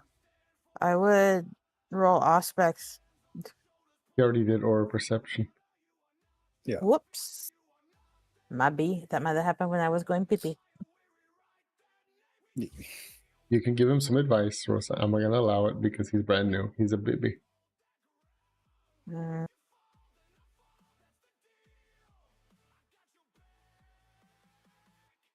This is in like an office, right? Is there an orderly or something like that? There was a secretary outside that like buzzed him in.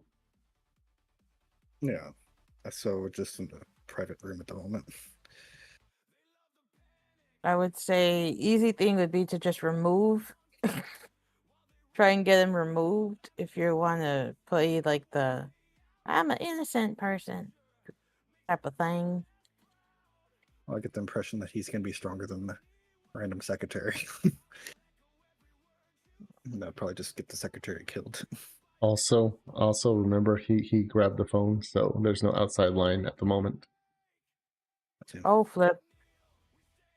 It's almost like it was a calculated maneuver. Do fuck. Oh, what does Toreador have? Auspex? Yeah. Sultry and Presence. But I have 3 points in Auspex, 1 in the Present. Do you have anything like in melee or I have Firearm.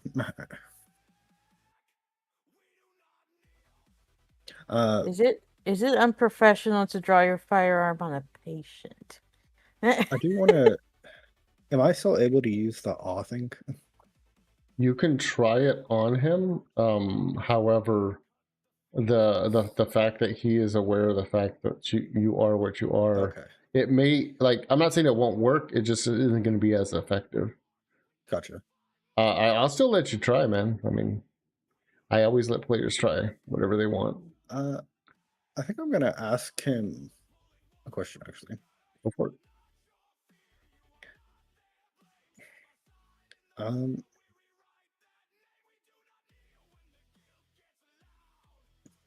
Is there any particular reason, if you were told to do this, that you're speaking with me first and not didn't attack me immediately? Because I wasn't sure that you were what you were. I had to make sure. On a side note, it's because your humanity is very high, so it actually helps your deceptive aura even more. So keep maintaining a high humanity basically makes it doesn't make you invisible to these types of people, but it makes it a lot harder for them to get like a positive lock on you. Gotcha. Oh, hey, Enoch, thank you. Thank you for coming along. Well, Appreciate you.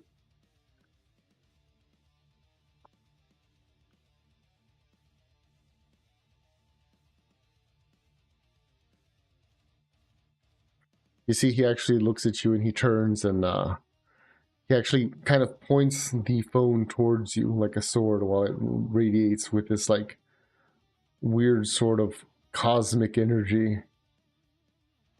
And he's like, there's no quarter. There is no second chances. It's only you going down now. And then I burn this place to the ground. holy cannoli.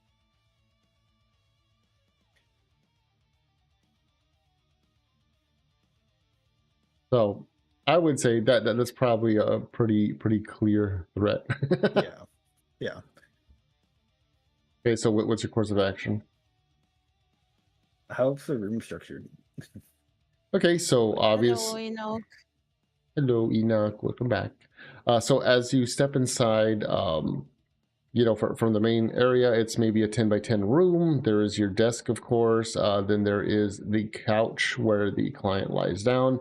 There's a window adjacent to them, basically like facing long ways. Where the couch is a window right there, big enough for a person to get through because it leads to a fire escape. And then, of course, there's the chair that you would sit in when you would, see clients and so forth. Also on the desk behind you, you of course have your computer as well as your various credentials and so forth on the wall, like as required. So yeah, it's whatever does that help? Do you need more detail? I can totally give you more detail. The door to get in, basically, is it closer to him or me? It's closer to you, but you would have to turn your back to him to get to it and operate it. Gotcha. Enoch, being a vampire myself, I eventually need to get into a game of this someday. Yeah. Well, you know what, Enoch? We'd be happy to have you one of these days. We're actually just starting up this game. This is all Preludes, so it's like pre-character stuff. Yeah. It's pre.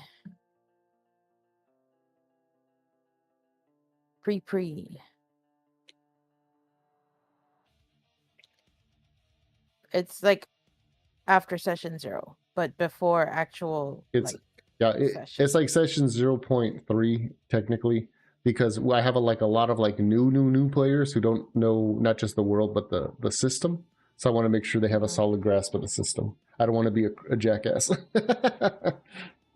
Yeah. Okay.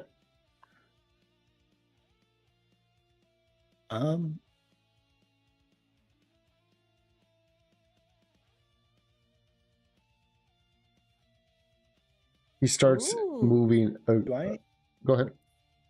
Do I know, like, if the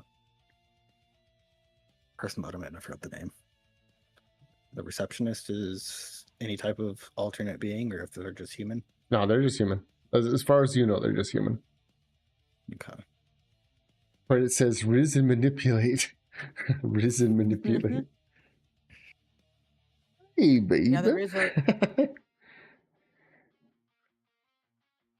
I'm gonna have my hand near my hip where I'd assume I'd have my gun. No, that's fine. That is part of your carry equipment, so that's fine. Okay, and I'm gonna be like, there's innocent humans that don't have any outside connections here, that have done nothing wrong. They don't deserve to die in any way.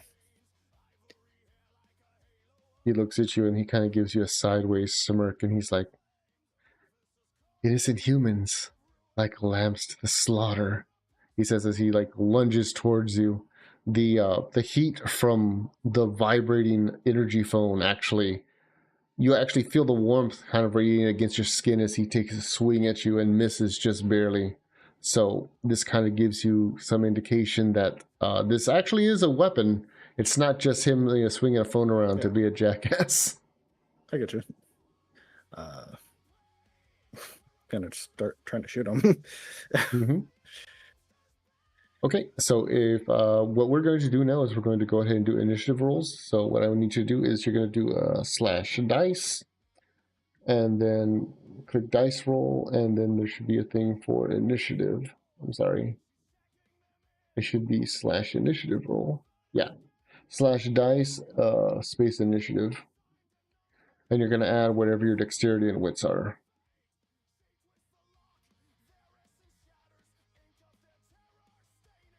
You follow back up with your weapon. Yeah, man. Anytime. Okay. Okay, cool. So you got a 16. Cool. And they got a 15. So basically, you're going to go before them. I usually go with the highest number and I count down. So 16, you're going to act before them. They basically got a sucker punch on you, but they flubbed it because of their morals. So, anyways, right, your turn. Trying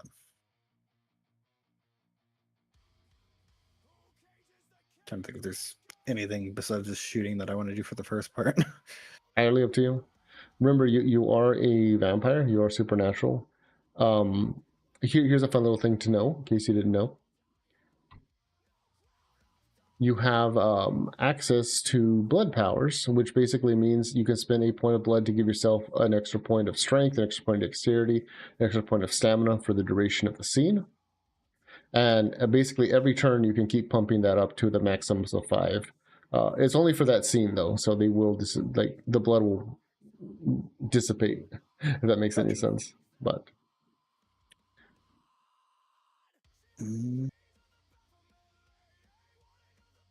if I aim at like his head, is that like up the difficulty or? yes, that will actually up the difficulty to 9, not just because it's a headshot, but because he's like in melee range already. Okay, I'm just gonna, I guess, general body shots is Okay. what I'm gonna go for. So you're going to roll your dexterity plus your firearms. The difficulty for this will be 7, not 6, because he is closer proximity.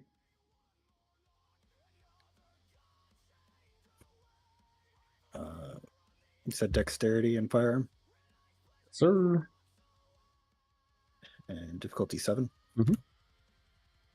Okay. Boom. Okay, four successes. So what you will do now, is you're going to get those 4 successes, and then you're going to add them to the damage pool. So keep those 4 successes that you got in mind. See where it says you rolled 4 sucks? Yeah. Okay, so it's going to be 4 plus a damage dice, which is 4. So now you're going to roll another dice pool of 8. But for this one, let's see, hold on. I think there's a way where you can specify that this is a damage pool.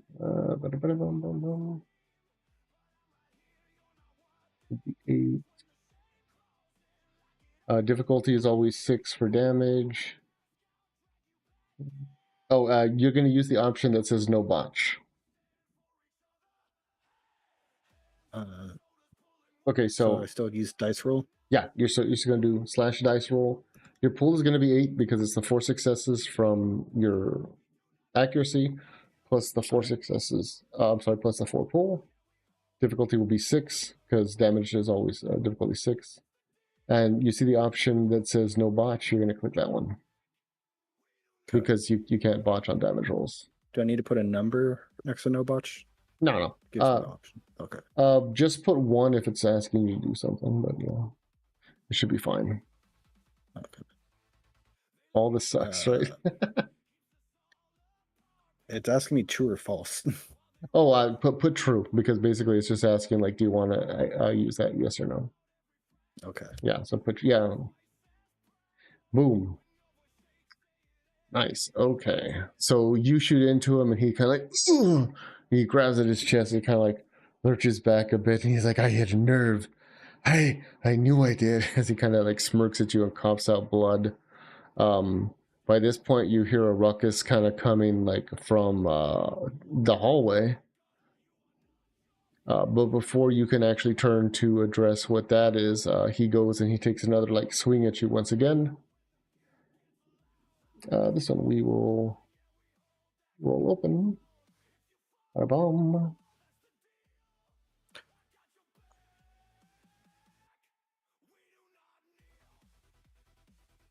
Okay, so right away he is attacking you. So you will have the option to roll. You can either dodge the roll or soak the damage. Which one would you like to do? What does dodge the roll mean?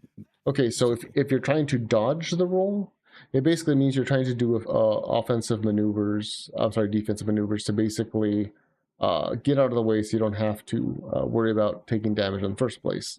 If you choose to soak the damage, it basically means if you ever had to like take a punch because you're in a bad situation and that you can't necessarily dodge because your back's to the wall, so you just kind of like ready up to take it. Gotcha.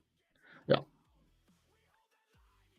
You still have room to maneuver. You're not like back against the wall, so you can opt to dodge. I'll try to dodge. All right. Yeah, like bracing for it. That's a good way to put it, like bracing for it. Okay, so for that, you're going to roll your dexterity plus your athletics. Standard difficulty. Dexterity and athletics. Mhm. Okay.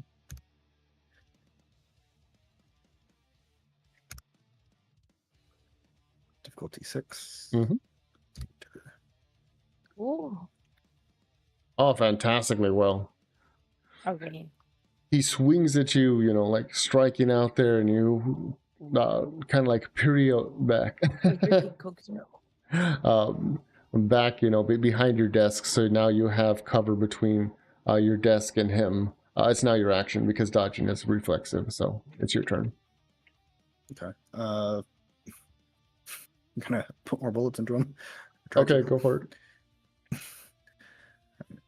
That's firearm and Dexterity. what again? Dexterity. Yeah.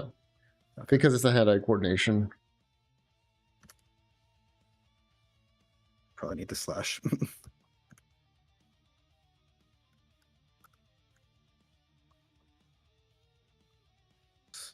You said standard difficulty now, so it is 6. Okay. Nice. Okay. Wow, that's really good. All 7s. Jackpot.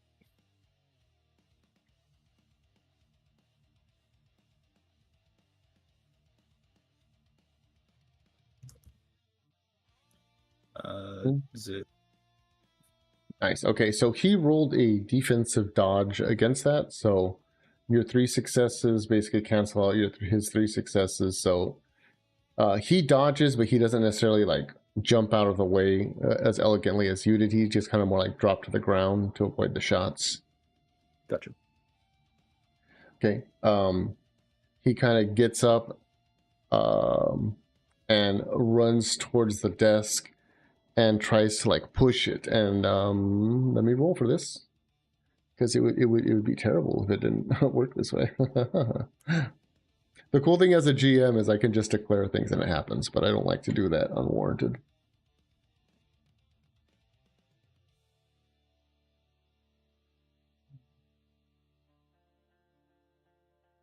Nice. All right, so you see, like, he actually like drops the phone and his hands are still glowing with the supernatural energy, and he grabs the desk and like pushes it against you. Obviously, it's knocking off your computer and your awards on the walls and so forth, and he actively manages to pin you against the wall. And you can actually see, like, you ever seen like Gambit from like X-Men, you know, when like he kind of like starts like charging up like a thing. He's actually starting to do that to the desk, and it's becoming very hot and very warm and very uncomfortable. It's not doing any damage to you yet, but it's definitely setting off your panic sensors. Okay. You said I'm pinned against the wall? At the moment, yes. But I would also say this is very alarming to you for multiple reasons, because this was quite a heavy desk, and he pushed it as simply as somebody like moving a chair. So there's some supernatural trick at play there. All right.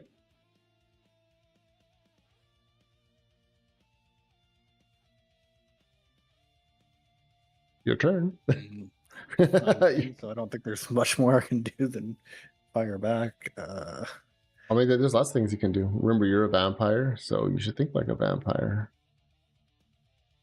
He's within close range. You can bite him.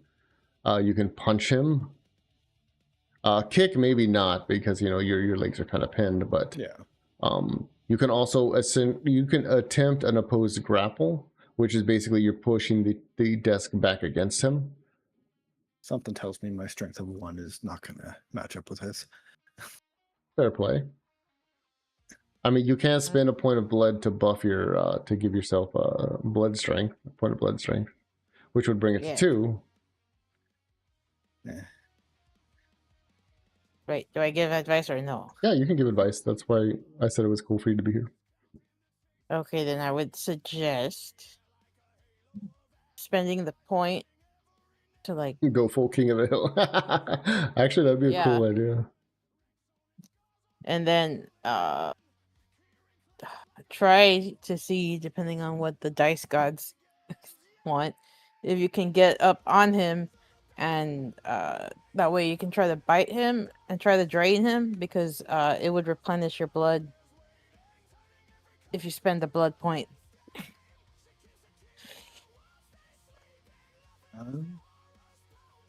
But I also don't know like all your stats and stuff.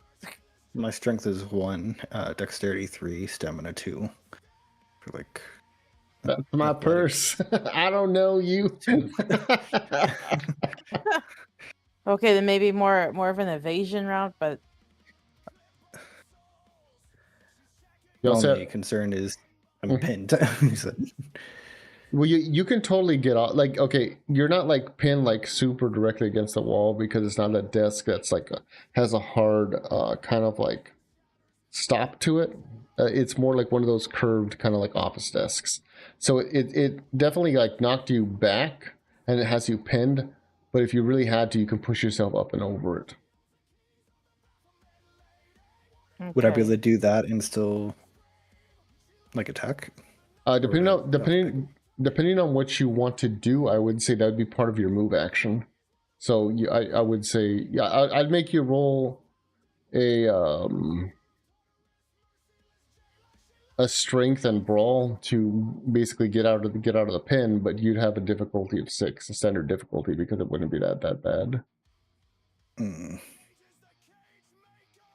mean, you can also pop off shots. It's up to you. kind of pop off shot. My strength and brawl gives me 1 roll together. Well, you know what? You also have willpower you can burn. It's up to you, however you want to play it. I can. Is he within like? You said he's within biting distance.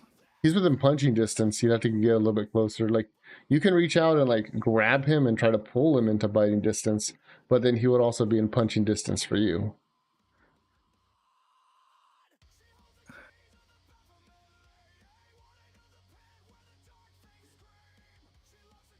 I'm just gonna shoot. Okay, go for it. Roll dexterity and firearms. Okay.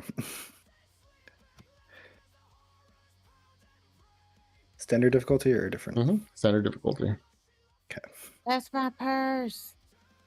I don't know you. Nice. Okay, so this time he's just going to soak the damage, or try to soak the damage. So he's just going to roll his flat defense. I'm doing this very methodically for you guys, just so this way you can see, like, basically the rolls that are going to go on behind the backgrounds. That's what you can see. So they would roll an opposed soak. Hey, Rhino, thanks for stopping by. Woo. So this would be a difficulty of, Hello. I'm sorry, a pull of 4 and a difficulty of 6. So basically what you're doing is you're essentially hitting him with a hit. You landed that hit. He's going to try to soak it, which is hard, for firearms, but it's possible.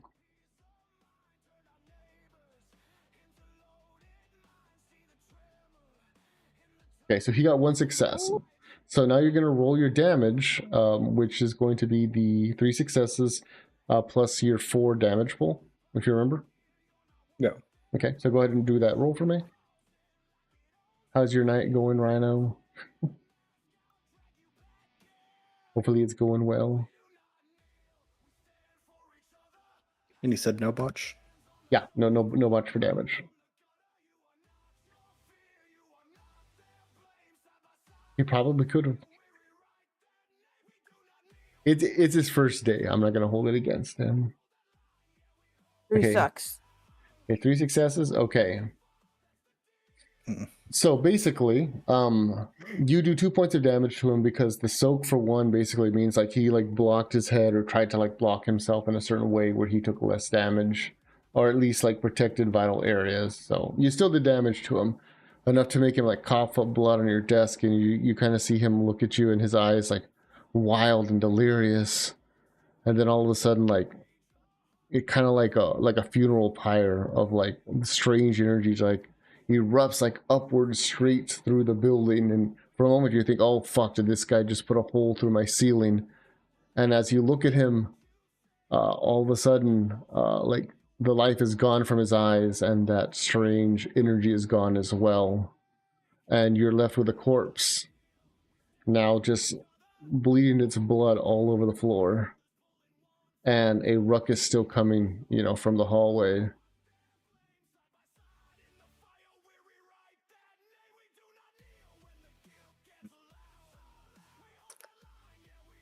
Your call.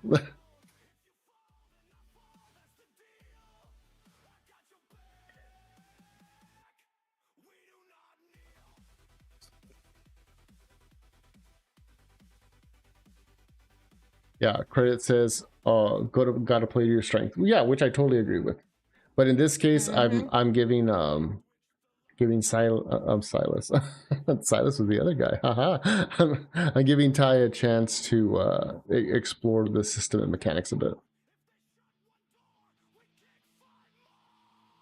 Okay, so you're still pinned to the wall. He's dead, bleeding out on the floor. Start by unpinning myself, I suppose. Okay, yeah. Put the gun in his hands and call for help. Ooh, that would be a smart move.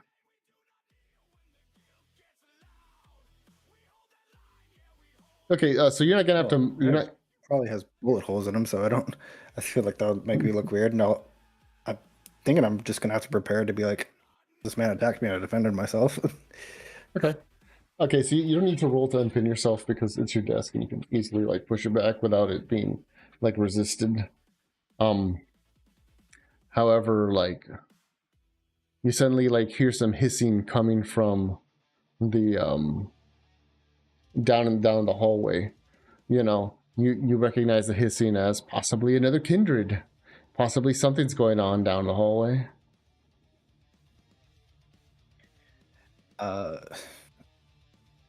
I'm assuming it's daytime with what you said earlier. No, it's firmly nighttime. No. Okay. Yeah. Okay. But vampire. Okay, so this is a little bit of meta lore, just this way you know. Vampires generally can't operate during the day. They can force themselves to be awake, but they're very like lethargic during the day. Gotcha. I figured as much. I just was slightly concerned because you're talking about him going through the ceiling, and thought you were saying like my character was concerned.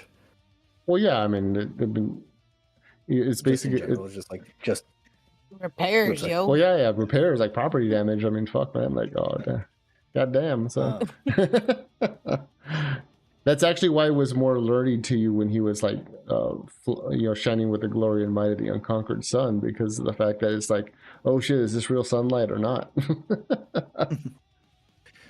I mean, fair.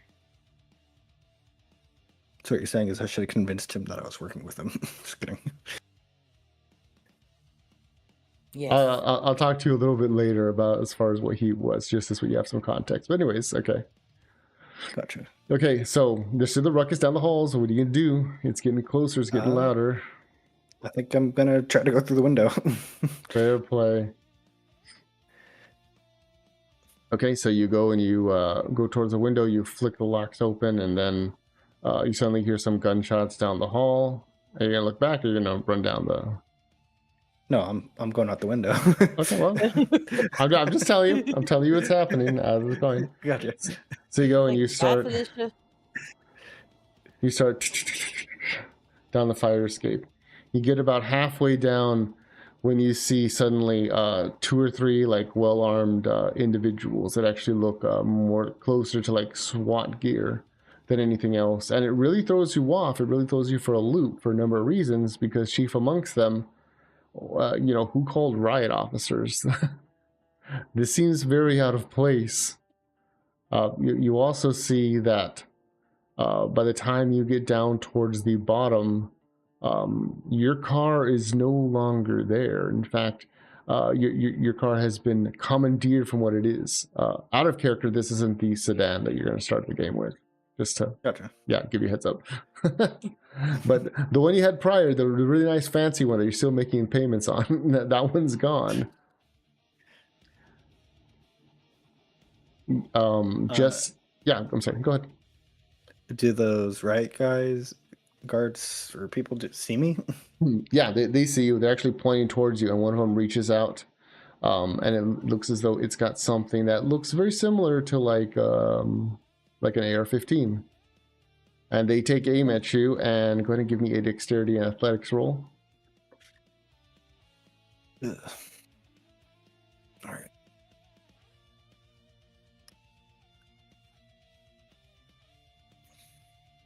Sturdy athletics. Difficulty regular 6. Yeah, regular. Yeah. If I don't tell you a specific difficulty, it's safe to assume it's 6. That's double checking. Okay, cool.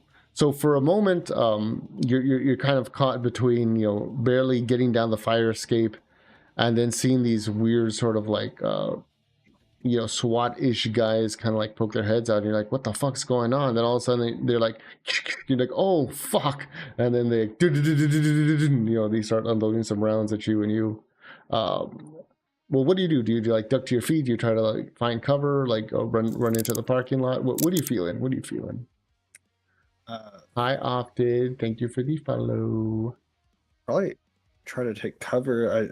I don't know what's around me. Well, you're in a parking lot. I just said that you're in a parking lot, but yeah. but your car is in here. That's what I said. Get behind other cars and try to like Okay. start getting some distance from them.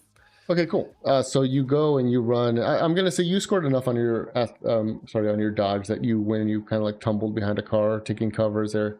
Kind of fire off a couple more rounds.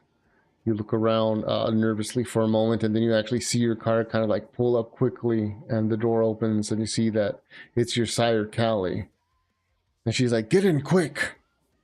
I'll do that. She says as she like wipes her mouth from the blood.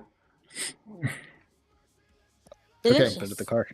Okay, so you go and you jump in, and even before you're all the way in, she's already like driving away. And she's like, "Are you okay? Did they get to you?" Thankfully, no. But it's damn close. What's going on? She actually looks over at you, and she actually puts like one hand in your eye, kind of like forcing your eyelid open, and then her other hand like looking at your mouth, kind of like, you know, kind of like a mother would inspect like a kid that's just been in a fight or something. But she's like, "Okay, I'm making sure you're still in one piece. They can get to you." It's preliminary reports. We don't even know really what's going on. It's called the Second Inquisition. They're coming. They're attacking the cities. They're purging all our Elysiums. There was no warning. It just happened.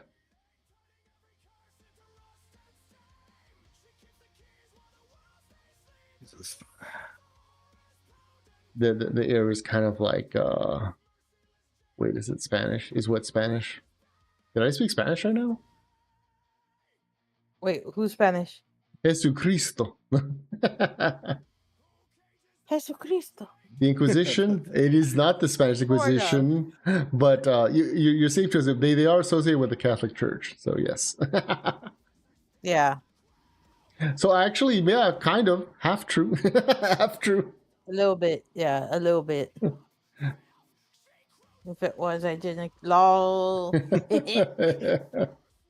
Touche. Okay. She goes and she opens her jacket pocket and she's like, "Here, this." She hands you a plane ticket. She's like, "I'm being summoned to an emergency Elysium meeting. I don't know how long it'll be, my sweet summer child, and I cannot guarantee your survival. So I'm going to send you to a safe house we have that's outside of custom control, which means they shouldn't be able to advance on you." All right.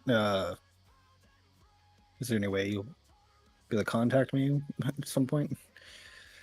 A couple more gunshots kind of like ring off in the distance, and she looks at you. She's like, "Can you take the wheel for a second?" Yes. Okay, go ahead and roll a dexterity and drive. I don't even have anything with drive, so it's just gonna be a flat dexterity. Gotcha.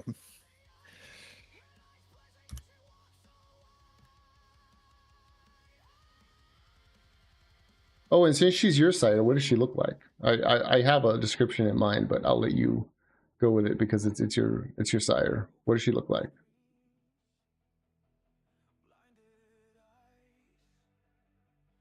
I don't know. Let's just go with the innocence. Probably. Otherwise, I'd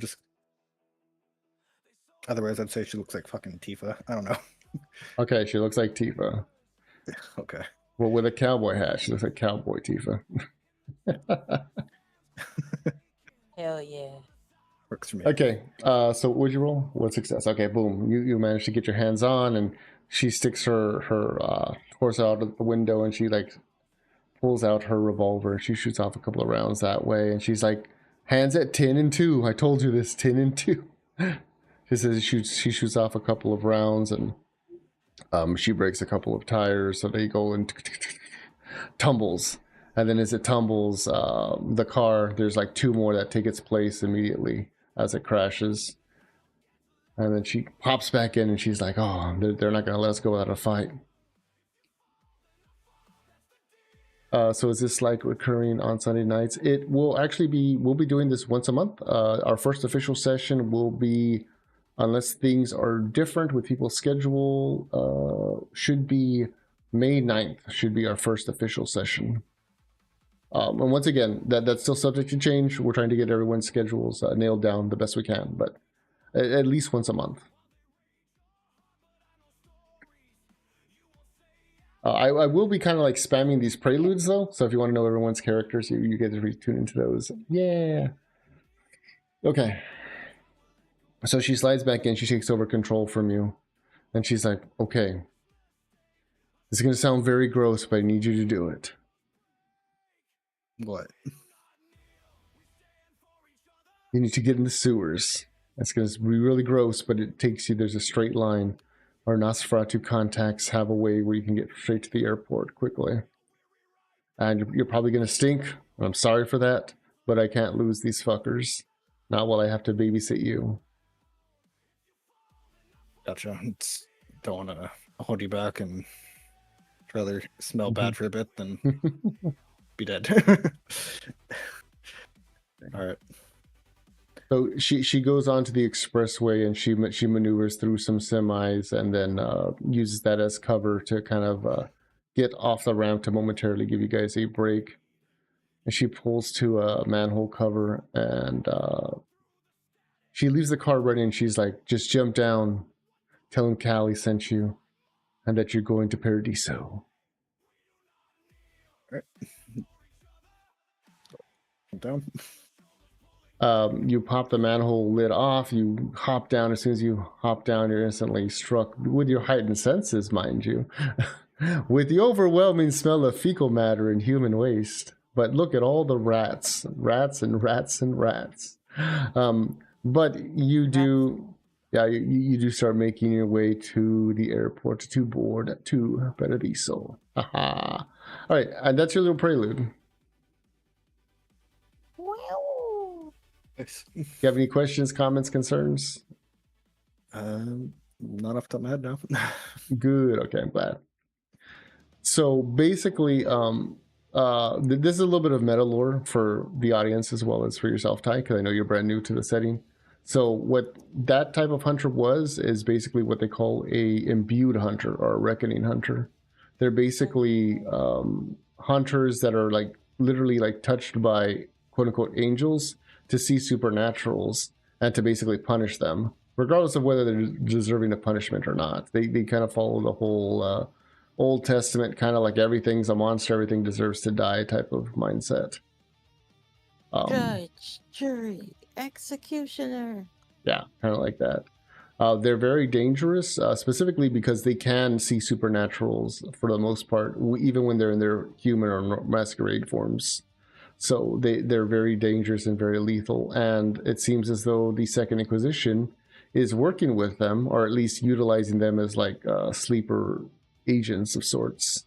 Well, which is really scary because they can send them in as a little nuclear bomb, so to speak. And then if that doesn't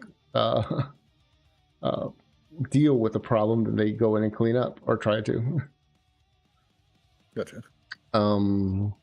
For more information about the imbued, consult your local library. And I'm joking. If you want to know more about them, I will send you more about them. But basically, they're pretty dangerous. But you're able to handle it. Yay! I'm proud of you.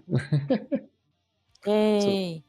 So, was there other like vampires in the building? I assume because I well, yeah. I think You didn't go and investigate, so you'll never know. I would like to speak to their manager, please.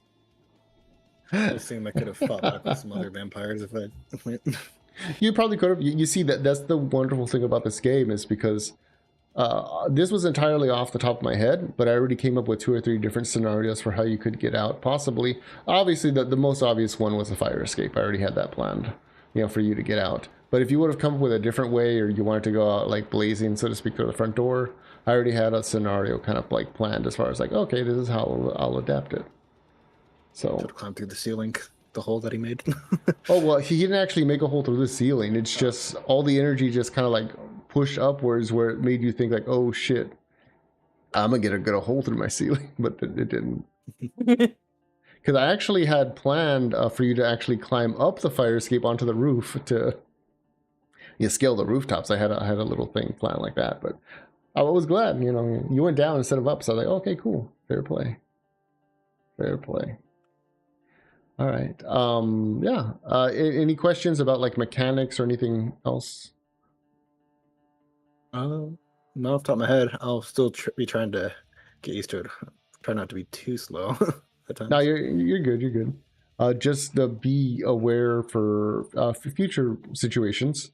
When we have multiple players like going different like rounds of combat, try to think about what you want to do when it's somebody else's turn. Because we'll like if you take more than like 2 or 3 seconds, I will say that like you kind of just like lock up or you stun during battle. You're like, oh, kind of like a brain fart moment in the midst of a gunfight.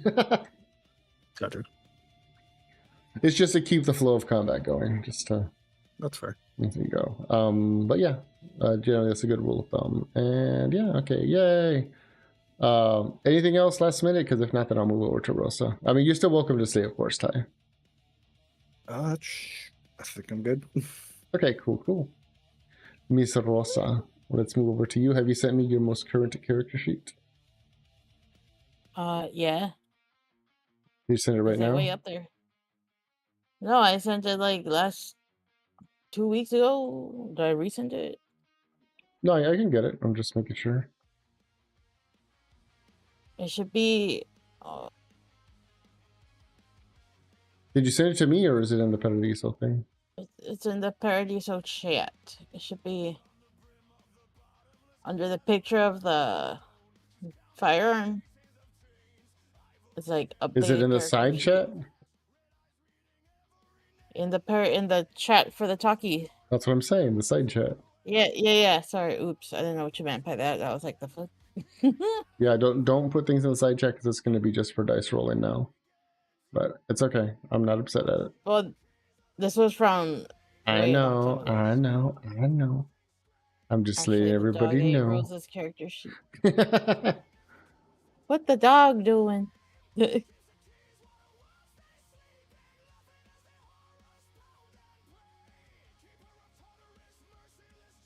Did you find it? Yeah, I found it. Hold on, I'm getting it started. Yeah, go ahead, Ty. What's up?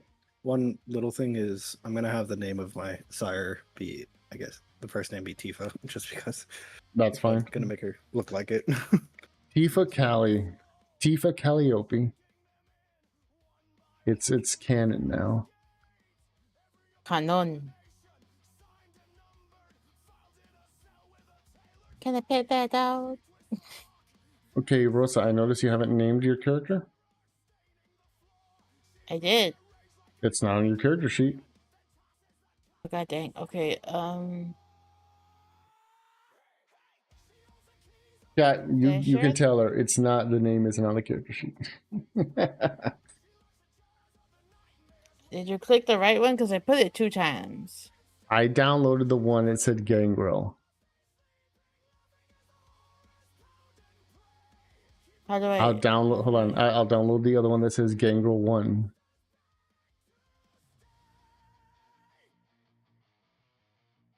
Okay. Is her name Ayashi? Yes. Okay.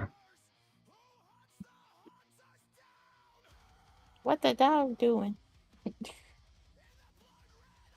Oh, that meme got stuck in my head. Ugh. On you then. Oh man. Okay, so right away, your nature and demeanor are survivor and judge. Once again, for the sake of the audience, nature and demeanor is basically how you would gain willpower. Willpower is a trait in the game that kind of gives you edge or bonus over certain like second wind type of situations, if anyone's ever familiar with like D&D. So by basically role playing out your nature and demeanor, you gain your willpower back, which is useful. Yay. Yay. Okay, so you're a survivor and a judge. So basically you're just a big bitch then. What do you mean, bitch? Because you're like, I don't give a shit what you think. I've been surviving all this time on my own. I ain't need no man. I mean, yeah, but why is it gotta be about men's? Just giving a frame point of reference. Are Okay. you still you're still married to those two? Yeah, why? I'm asking. I give everybody a chance to change things in case they Oh, want okay. to. No. Okay, no, I'm pretty set with that. Okay, and you are still going with gang rule, and you're still going to be 13th. Yeah, I didn't put no points in generation. Just making sure. All right. Your stats all look good. You already spent your freebie points, right? Yes. Mm-hmm. Oh wait, these numbers don't add. Oh wait, hold on. Never mind, they do. I was like, damn, did I fuck up? Actually, no, these numbers don't add up. Which ones? Because for physical, you have 6, and then you have 5 in mental and 3. You should have 7, 5, 3, not 6, 5, 3. 1, 2, 3, 4, 5, 6. Because you don't count the free dot that's given to you. Okay, then can I put it in strength? Yeah, that's fine. Big bitch energy. What the Yeah, put it in strength and then choose a specialty, or you can start thinking of a specialty to reflect your strength.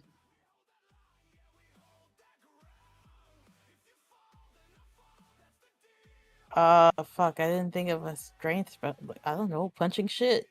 Okay, let me read you some strength specialties. You don't have to use these, of course.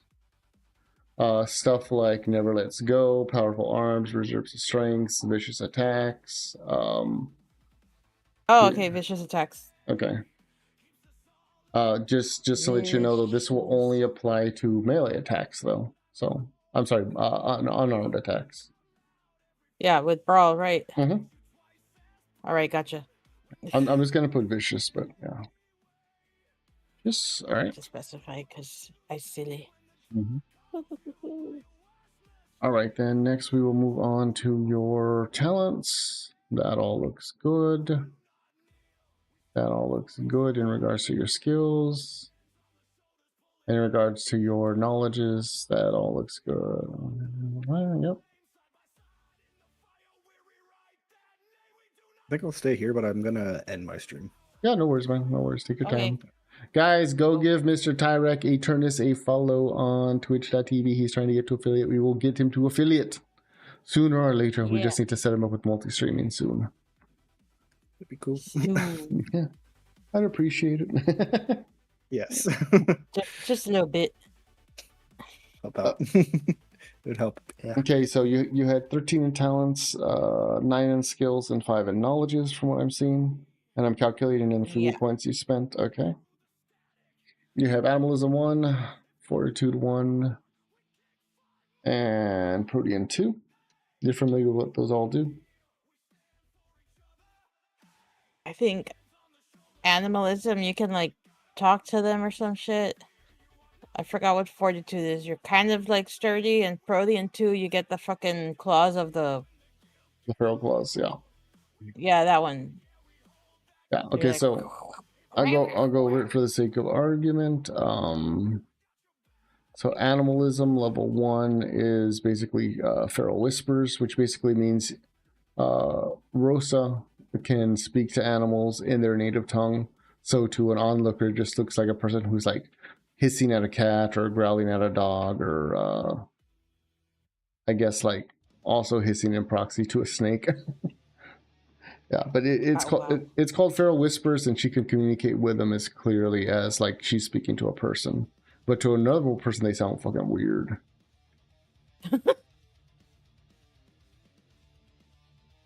Yeah.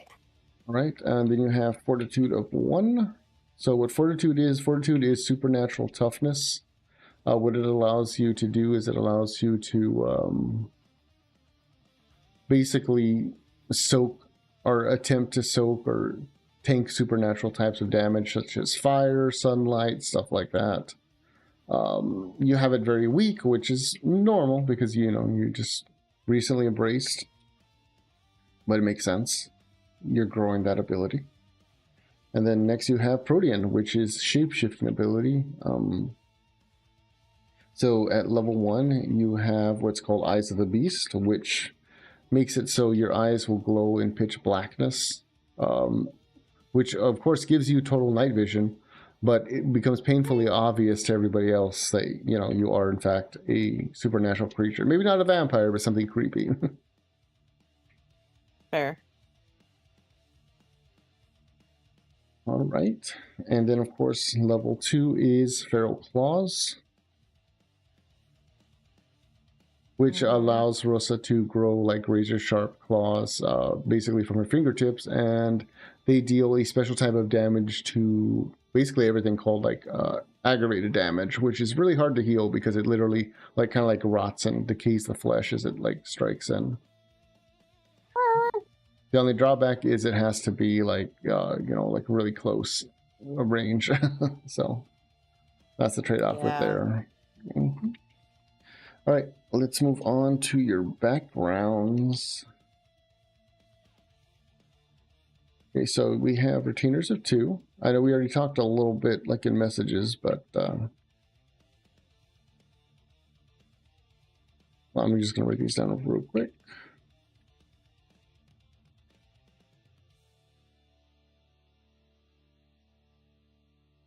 Okay, let's go into retainers. So what did you want for your retainers specifically? Okay, so when I first did it, I know I put 2, and usually that means 2 things, whatever it is, whether it's people or aminos. But I think I had messaged the idea I had for the main one, and I think you had said considering its size, it might have to be a level 2 retainer. Yeah, So because you wanted to go with I say giant with air quotes, but basically like a full-grown, slightly larger than average Western Diamondback rattlesnake. yeah, I specifically wanted it to be at the max, like 7. I think was it 7 feet, 10 or 15 pounds. Yeah. So I'm gonna have to say that would be a 2-point a retainer, because of the fact that it is so big, it is fully grown, and the more you feed it, it's only going to get bigger and stronger. So that's why it would consume all 2 points. That having been said, I also do see that you wanted Prairie Falcon as a retainer as well. Yeah. What we can do, mechanically, we can put all 2 points into your snake. I mean, it's going to be the only one that's effective, like in a combat or surveillance type of situation, like basically a bodyguard. And we can have it so you're basically starting to train the Falcon right now. So it's gonna count as a little like half point, because I'll let you start with it, but it isn't going to be combat effective. Basically, like if you try to command it to do something or whatever, it's just gonna like fly away. Like it'll return to you, but it's not gonna be effective. Okay, so he's just like he'll chill, but he's not gonna really listen. It's basically the equivalent of like a level 1 blood bond, which means it likes you, so it's going to come back to you, but it's not necessarily going to want to do what you want to do. Okay. Gotcha.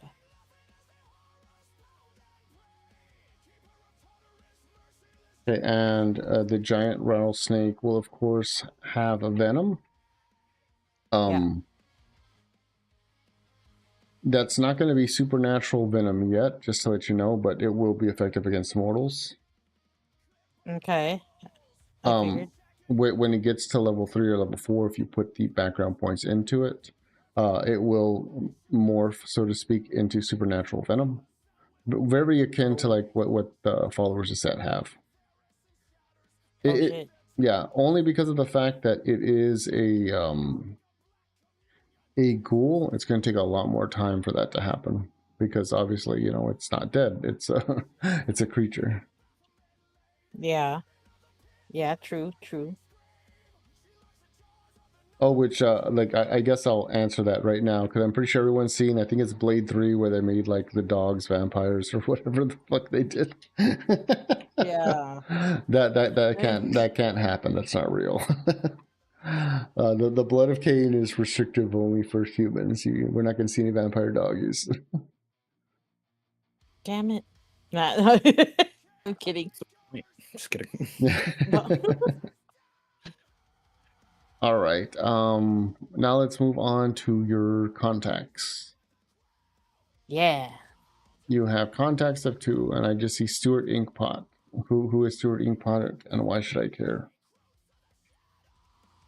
To be honest, I didn't think a lot of what the hell he is or what he does. How do I say? I feel like my character wouldn't give a shit, but I mean, that's valid, but oh, well, I figured she would use him like to. How do I say it? Like for information on an area, like local happenings, shit like that. okay, so would he be somebody that's from Paradiso? Or is he somebody that you just like met in your travels and he proved to be knowledgeable? I guess the second one makes the most sense. Okay. I feel like the first one is a little too specific to the thing. No, that's fine. That's why we're asking. Okay, so now we just got to flesh him out. Like, who is he? What does he do? Like, how did you make this initial contact with him? Oh fuck. I didn't think of that.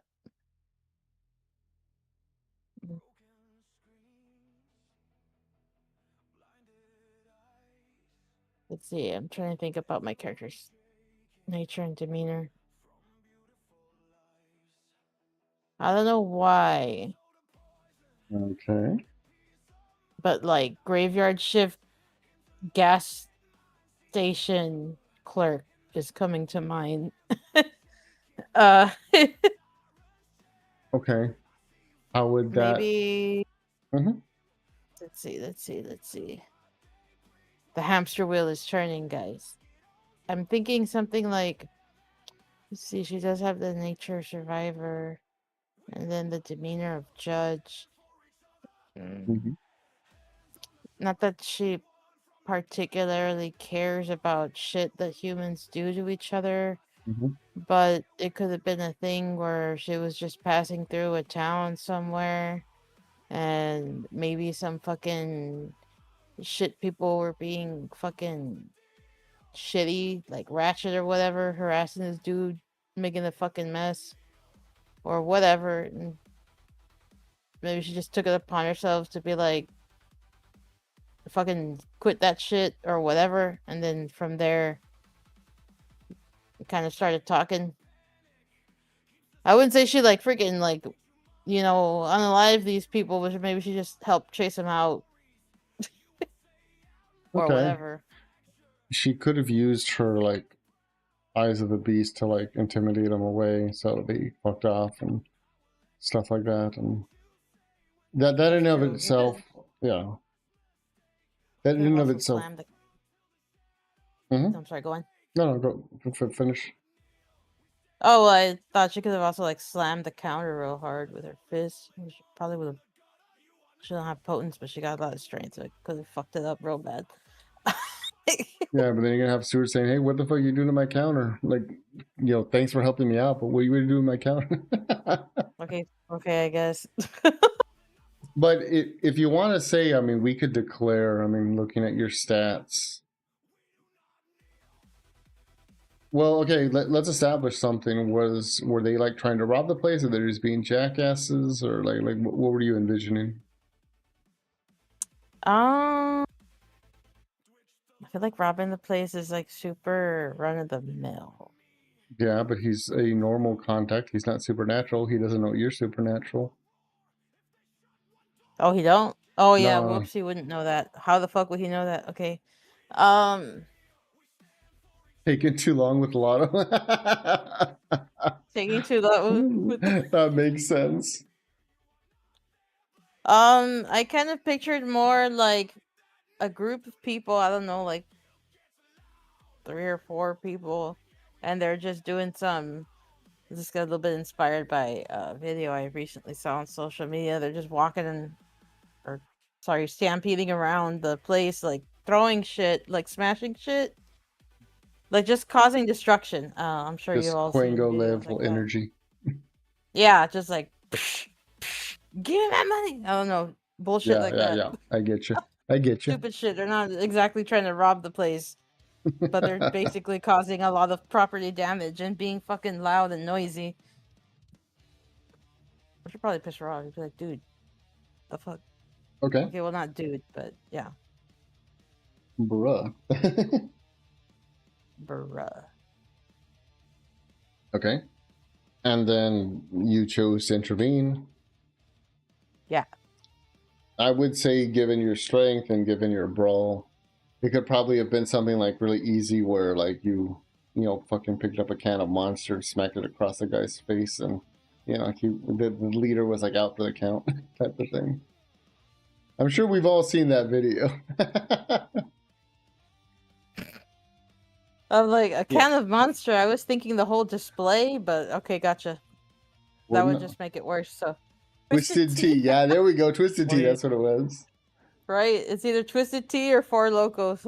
It's one of them. Oh my god. There we go. Oh. Anyways, Wow, since that video came out. yeah, that's why I'm surprised it popped in my head. I'm like, oh, okay. Anyways, it could have been something like that where you just like smacked him enough and like it was enough. Like it wasn't enough where like obviously Seward's gonna call the cops because you saved his bacon, but it would be enough where you come by regularly, or at least you used to come by regularly. So they stopped coming around because they're like, oh no, you know, if that Aisha girl's there, we're fucking in for trouble. Yeah. Yeah. Okay. That works. That establishes the contact, but like, how do you? What type of information does he give you that makes him worthy? I mean, because yeah, there's nothing wrong with helping people, but what is it that keeps that connection as far as to your worthy as a contact? Well, I figure if you're in a gas station as you're working the graveyard shift in like a freaking podunk town in the middle of nowhere, you probably know a lot of what's going on around in that area. Maybe he got fucking internet skills or whatever, learning some fucking ancient alien shit. I don't know why I also made him paranoid like that, but Well, see, you need to tell me that. I didn't know he was paranoid. I just neither had did I until now. I just put down shopkeeper. Seriously, right in front of my 99-cent Arizona iced tea. Nice. Shopkeeper. It's true. Oh, you know what? Let's go a step further. We'll have him be a Dale Gribble, and he's a conspiracy theorist. Oh yeah, that makes sense. Yeah, I could see that. I didn't really picture what he looks like, but I'm just putting things together. You said he's paranoid, and he's on the internet. I mean, shit. I mean, yeah, I barely thought of that right now. So yeah, you know what? Yes. he's a Why black not? sheep of the sheriff. Yeah, I can see that. Yeah.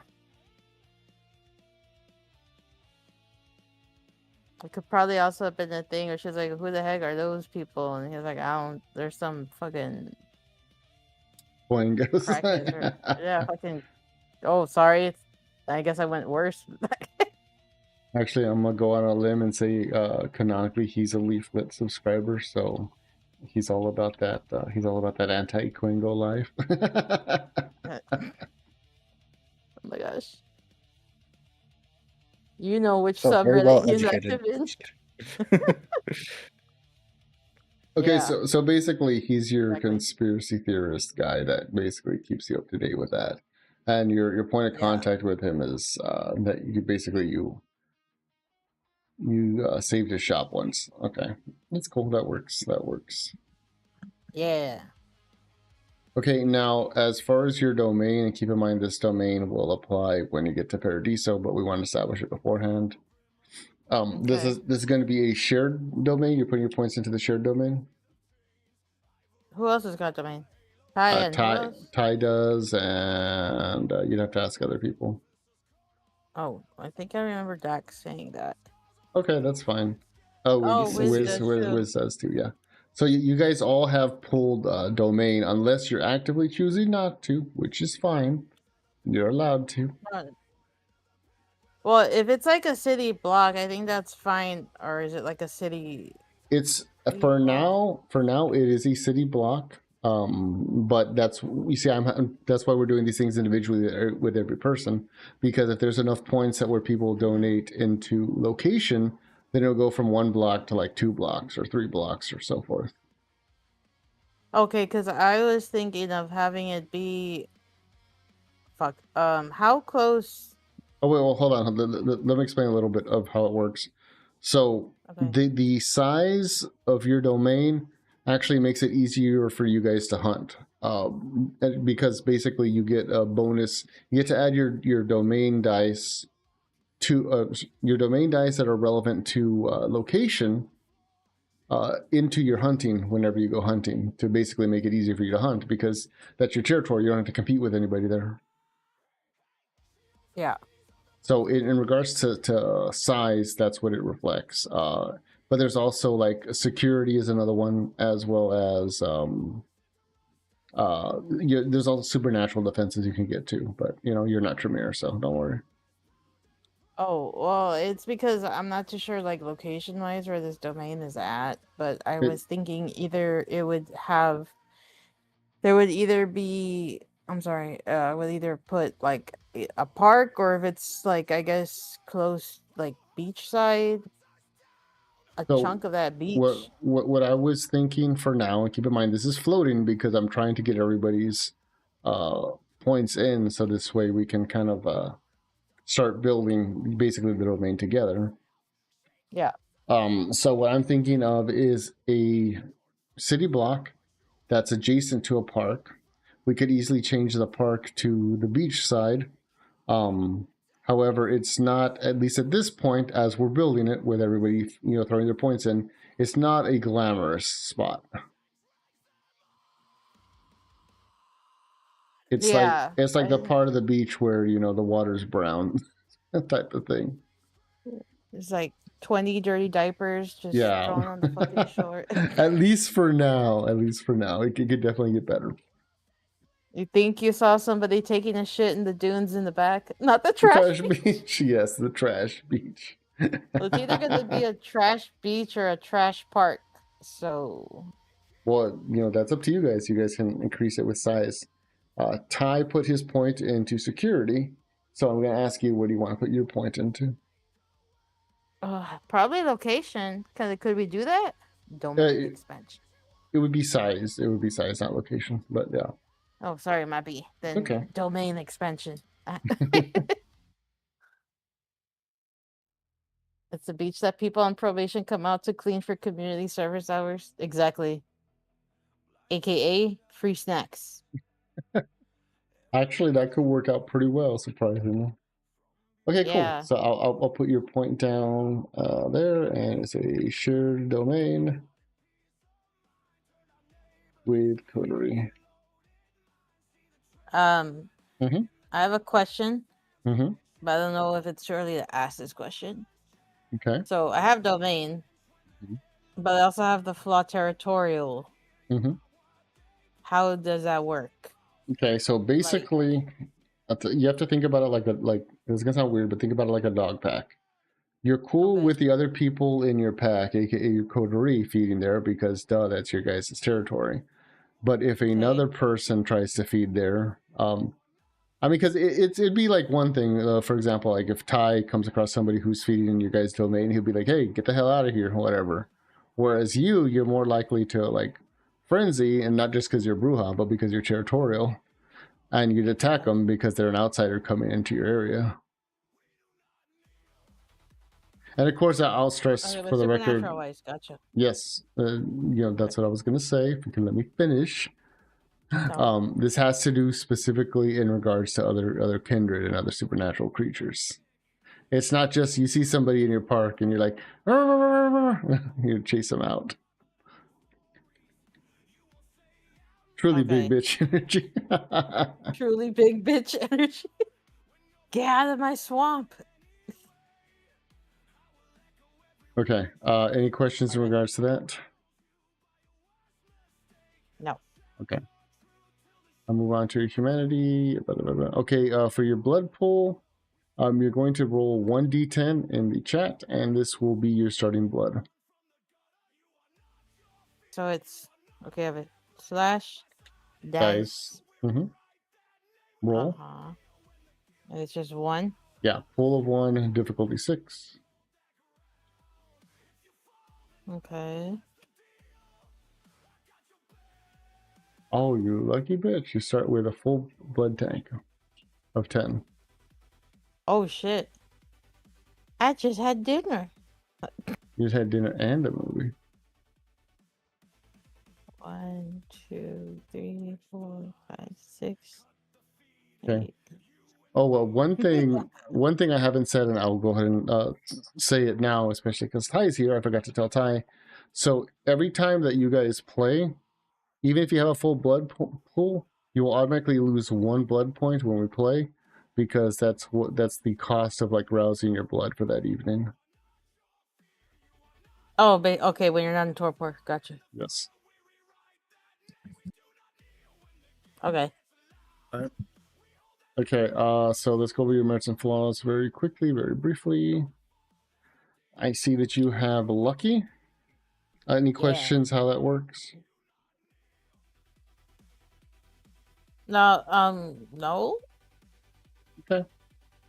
How did you want it to manifest, though? Kind of like I was telling Ty in regards to his, what's it called? Magical resistance. How do you envision it manifesting? Well, considering the backstory I had written for her, I had thought that Lucky made sense because, how do I make this Twitch safe to say? Because since her whole family got unalived and stuff, you would probably, I would safely assume it probably she was supposed to also be unalived with them.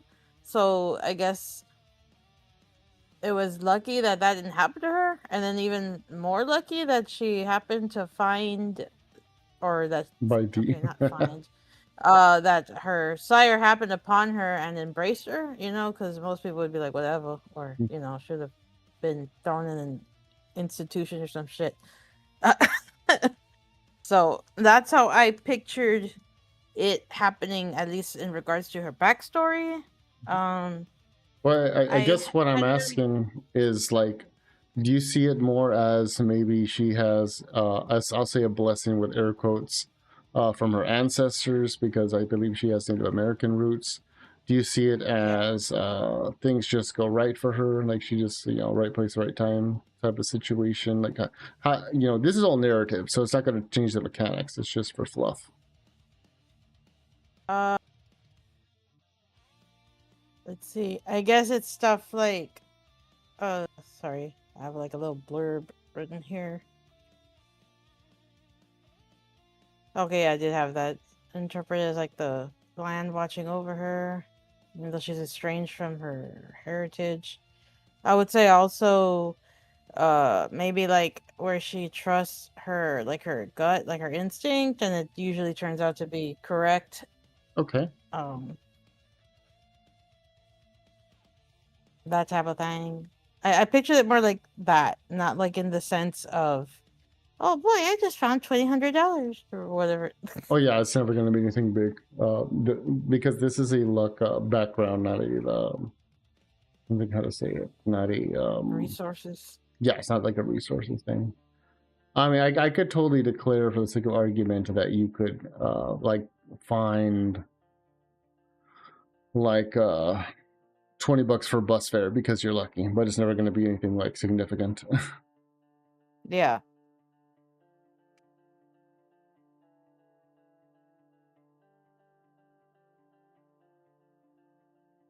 All right.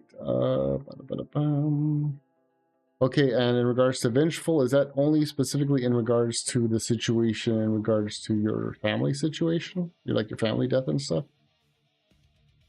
What can we say? She's just that bitch. Yeah. Well, I mean, yeah, you can, but I but I'm just saying, like for example, there's some people that they're just like born pissed, and they're just mad all the time, so they can totally be the type of person that's like, oh, they've just always been vengeful. Someone pisses them off, and they are the night type of thing. So yeah.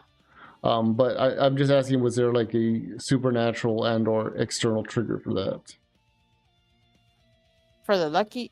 No, for vengeful. We're going to your flaws. Oh no, that is a if you cross me, I will fuck you up.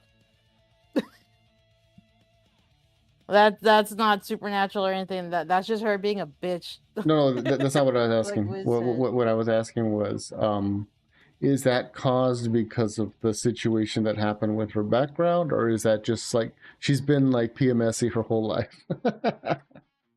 Okay, no, yeah, it was triggered because of that shit. Yeah, that shit Okay. happened, and then I would say maybe also the blood of Cain hardened her a little bit. So I'm just gonna put supernatural trauma. I think that kind of fits well. Okay. Well, I mean, especially if you're throwing the blood of Cain in there. I mean, shit. Sprinkle that on anything, you got fucking trauma. I'm just reasoning it in my head that it makes sense that after that happens, she'd be all like revenge, and then after getting embraced, it kind of like would, especially as Gangrel, it kind of like enhance that a little bit. I don't know. Well, I was gonna say territorial makes sense innately with Gangrel from my perspective. Okay, yeah, that's it. Yeah. The Vengeful is kind of like, but I can see Vengeful tying more into the Bruja stuff, but she's not a Bruja, so Yeah, but I'm. She had some fucked up shit happen to her. Yes, I know. I'm fine with that. I'm not against it. I'm just saying. I'm just saying, like territorial. I don't need an explanation for it because she's Gangrel. It makes sense, you know, why she would be territorial. Max said no. Joking. She's like, it smells like bitch in here. Oh, we got to give you your stats for your revolver. Okay, yeah. Where under combat? Yes. Hold on. Let me copy pasta that because I don't want to type that shit out again. Hi, off the top of your head, do you remember where the weapons table was? I think it was like 4 something. Not off the top of my head, no. Sorry. Boo. Fired. Get out of here. Now I'll find it. Oh, fuck. I can't. Oh, no. There we go. There we go. There you found it? It's on page 2. Well, because gear carried is on page 3. And the little table. That's not what for I'm the talking about. Uh-huh. But are you talking about combat? I'm talking about like in the court rules. Oh, in the main book. Sorry, never mind. I don't know what the fuck word. Oops. That's what I was confused with. Like, what do you mean it's on page 2? Page 2 is just in the book. It's like page 2 is just a picture of vagina dentata.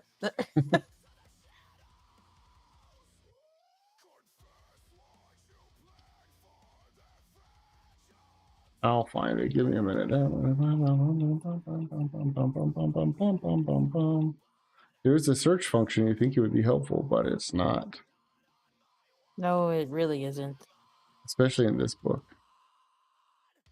It sucks. So does the appendix. No, actually, the appendix does help, but in the physical book. Mm-hmm.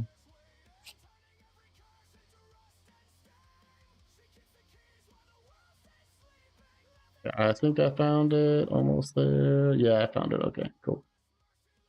I'll just bookmark this. Can I go on a limb and say that Stuart Inkpot that's just what she knows him as, but that may or may not be his real name?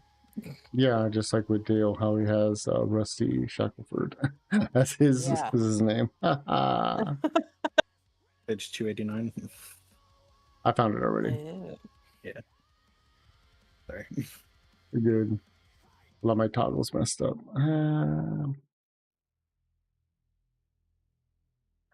I'm goofy and silly. Oh, cute. Okay, there we go. I'm back to normal. My toggles went fucking crazy. All right. Okay, so the stats, we're going to use the heavy revolver stats. So what that will mean is... Because you wanted a 357, right, Magnum? I have a Ruger Vaquero 357 Magnum single action revolver 5108. Okay, that's not the way the game works. I'm just playing it for flavor I text. know, but listen. Okay, so the damage is going to be damage of 6. Okay. Gotcha. With a range of 35 and a read of 2. Mm-hmm.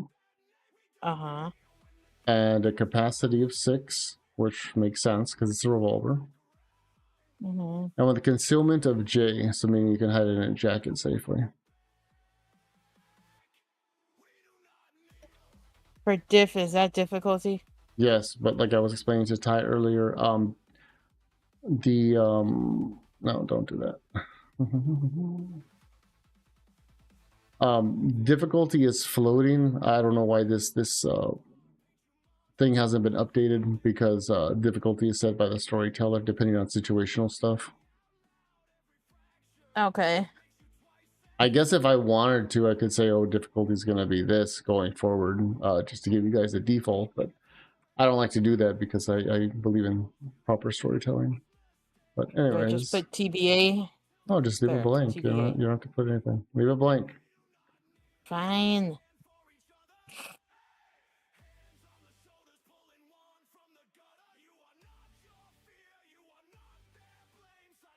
All right. I feel like a nerd. I put like an actual like a whole detailed thing. Okay, you don't have any armor. I notice you don't have any armor. Are you sure this is the route you want to go?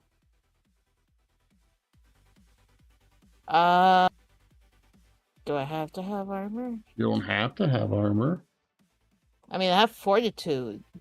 Okay, question. Mm-hmm. Then, speaking of armor, in the picture, that I have, would that jacket be considered like leather armor? Yes, a jacket is leather armor. It's considered class 1 armor. It's considered reinforced clothing.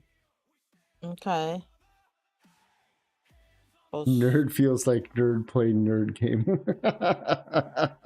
That's a good one, credits. It's a good one. So I guess yes.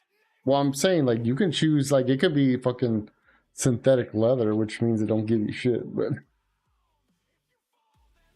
Nah, it's like real leather. Okay. What you do is put armor rating of 1, penalty 0. And it's also class 1 armor. Description. Leather duster jacket. There we go. You don't have to put duster jacket. It's like redundant. It's like if I was saying you're wearing a muscle shirt. Then if I don't put what it is, I'm gonna assume it's a feather duster or some shit. Fine, okay. Whatever makes it easier for you. Alright, I put in parentheses. Okay, last thing to talk about is your sire, which is Stikini, the gangle that embraced you. I know you had said that you didn't want to necessarily like have any contact with them post embrace, which is fine. You know, it's gangle, it makes sense. I just want to make sure that you still want to go that route. Yeah. Okay, that's fine with me. I mean, that's like what gangrels do, right? They just like embrace and be like, "All right, this is what you do," and then they're like, "Bye, bitch," and then you're like, "Well, Typically, yeah. Typically, yeah. They embrace you and then they kind of like cut you free and they're like, all right, we taught you how to eat, we taught you how to live. GG's, easy, no worry. yeah, they're not known for being like "Meow, little baby." Fair, fair. I'm just saying. Okay. But your character's a little different because I have to think about how you're getting to Paradiso because Ty is a little easier. He's like a city vampire. It's easy for him to work there. It's true. I be roaming on the road again. Some deadbeat sire. Some yeah. The deadest of All the beats. gangrel ones. Yeah. Yeah, all the gangrel ones are like that. They don't give a fuck about you. I mean, to like a basic extent, they're not. They're like, they got it. They got it. They're like, you know how to bite, right? Yes. All right, you got it.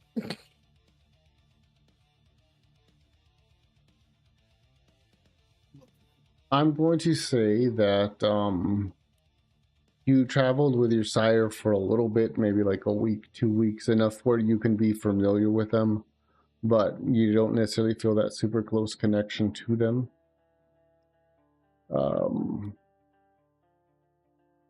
And during that time, she taught you, how to hunt on the land, and by the land, I'm talking about, of course, like eating off deer as well as campers and so forth, hikers along the trails, and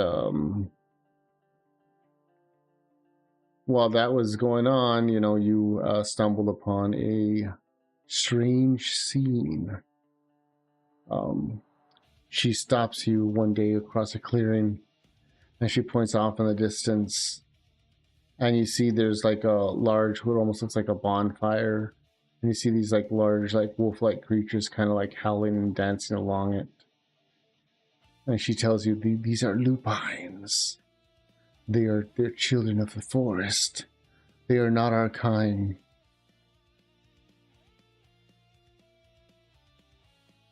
Okay. Her voice is like scratchy, almost like that of like someone who smoked too many packs of cigarettes. She continues to gesture to watch them and learn from them. We have no quarrel with them. We actually are allowed to pass freely through their lands, so long as we don't disturb their hunts. So long as we don't kill on their territory, they will not come after us. But we're the only ones that are special this way. Other kindred will be hunted down and killed should they come this way. And should you intervene to save them, your fate will be the same as theirs. Okay.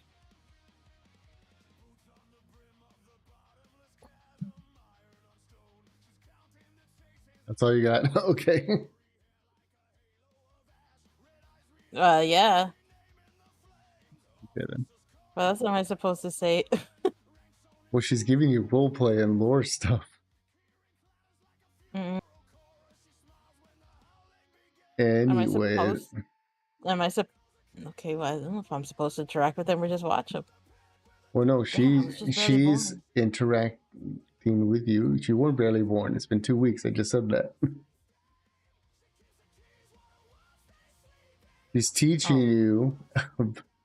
God, listen, fuck.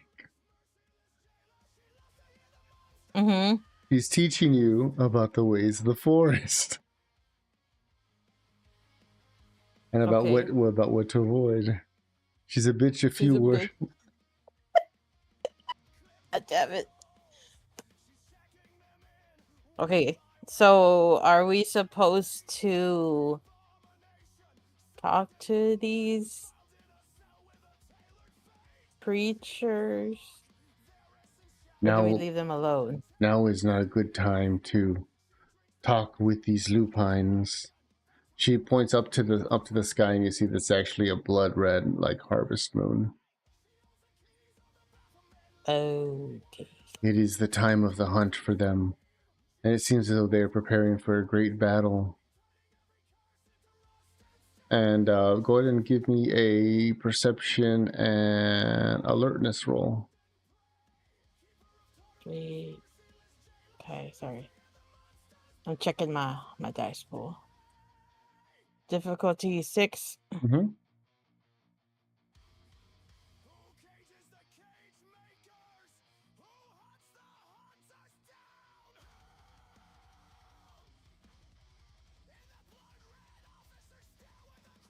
Only 3 sucks out of that? Damn. I sucks for real. Off in the distance, Okay. you see what almost looks like a snake of lights start making its way across the countryside. Before you realize that, your sire points it out to you. Wardens, but there are lots of them. They aren't usually out this far and this late. Ward? I'm sorry, go on. You all are like far enough away where like they're easily like 300 yards from you, but given like the cliffside that you're watching, not just the lupines from, but also these trucks approach, you have a better vantage than the lupines do down in the forest circle.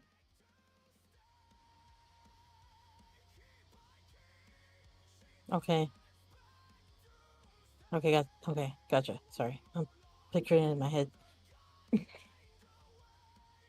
You were gonna ask a question, that's why I stopped. I forgot my question. I won't do that.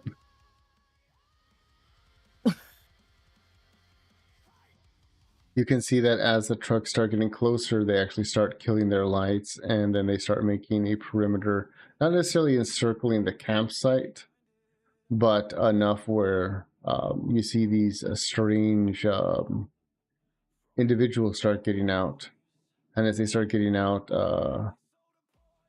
Stikini starts, sniffing the air. And she's like, they smell like humans, but... And then just as she said that, like, gunshots start to ring out. You see, all of a sudden, like, these lupines, these creatures that you guys were allies with, start getting, like, shot down, and they start trying to engage with these people that look like they're in SWAT armor. But strangely enough, and alarming enough to your sire, they seem completely... almost able to take the lupines toe for toe, which is something that is very troubling for her, because she tells you she's never seen humans stand toe to toe with lupines the way that these people do. Do the guns go like pow, pow, pow, or are they more like ra-ta-ta-ta-ta-ta-ta? They're semi-automatic. I don't need to dumb down firearms for you, because you have firearms 3, so you know how guns work. Okay, I know. I'm just trying to picture what in my head. Semi-auto, whatever, who cares? Semi-auto, it's like 3 round whatever. bursts, like like basically any movie that came up from the 2000s when anyone had like a rifle. That's an assault rifle. AR-15s were like all the rage. Okay. So I see that shit going on.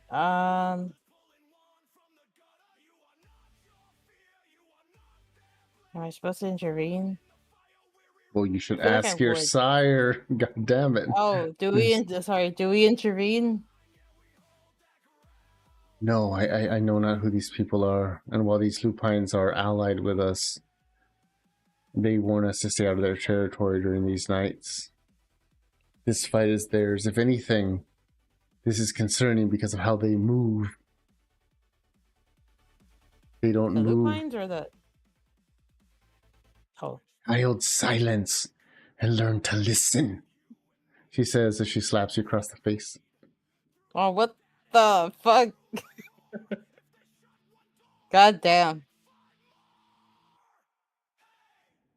These men, they don't move like they are fearful of these lupines. No, that they move as though they've studied them. They know their techniques. She says as she starts like pulling you back into the tree line. As you know, the gunshots kind of like ring out in the background.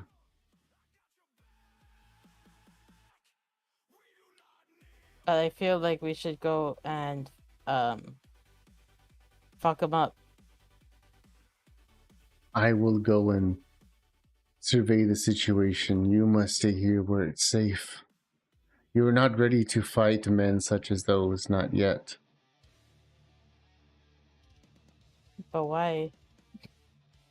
Because if they can stand toe to toe with lupines, a single lupine can take 3 or 4 of our kind in a single conflict alone. And these men just stand toe to toe with them, as though they've studied them, which makes me wary about what they've studied of us. Brained hunters.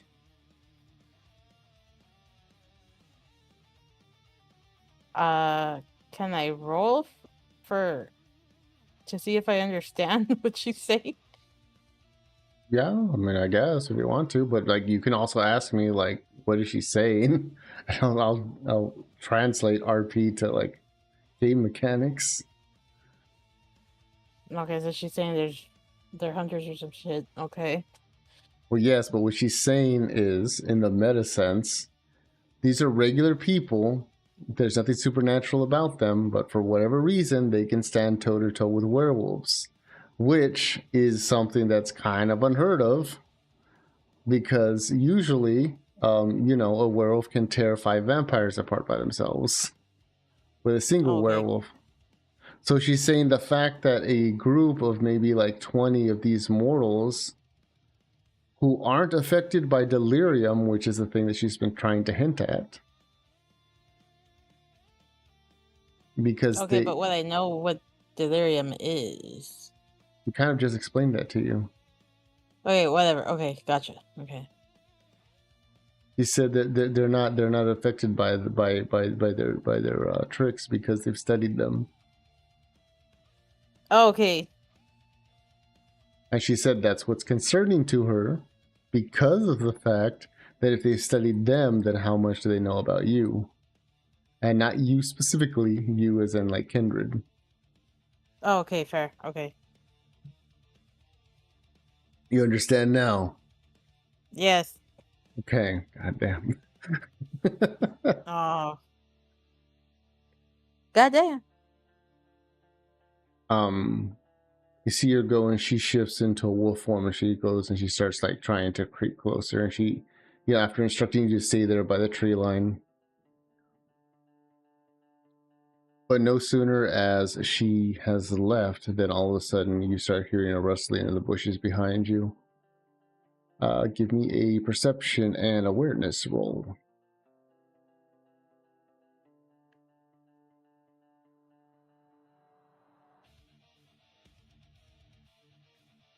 How many sucks will I get?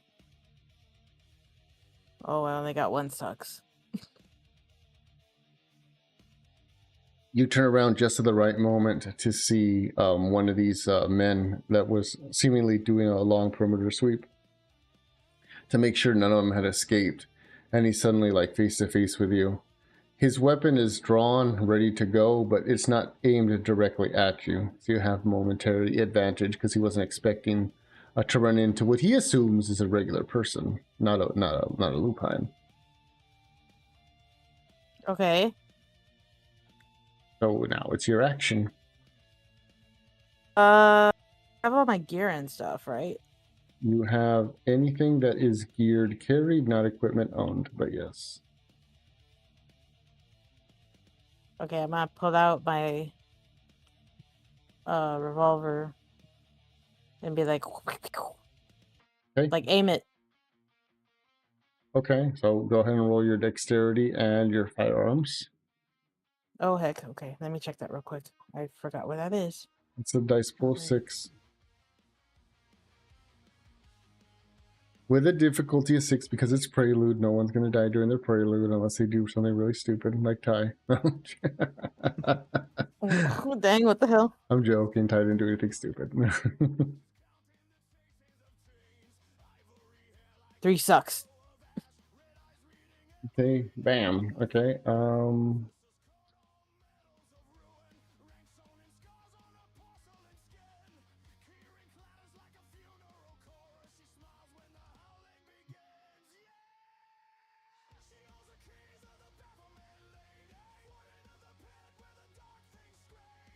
Okay, boom. You hit him. Go ahead and roll damage.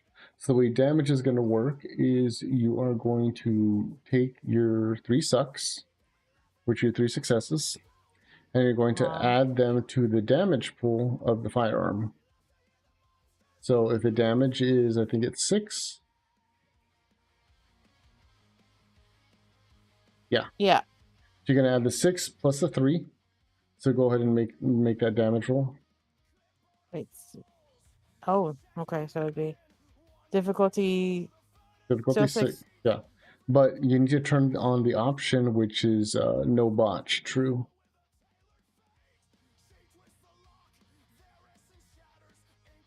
Wait, how do I do that? Type /roll. Go to dice roll. Put the pool. Pool is going to be 9. Difficulty is going to be 6. And you see how it says more? You see how where it says 7 plus more? You press that, and then you see where it says willpower modifier specialty. Click no botch. It'll say true or false. Put true because I'm telling you to. And then you just roll it.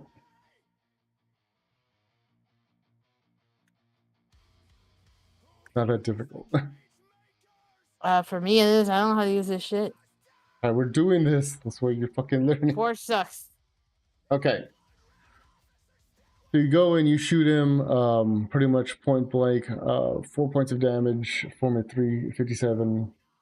Magnum knocks him off his feet. He tumbles backwards. He's not dead because of his body armor, but there's enough stopping power there to like knock him off his feet, especially with him momentarily caught off guard.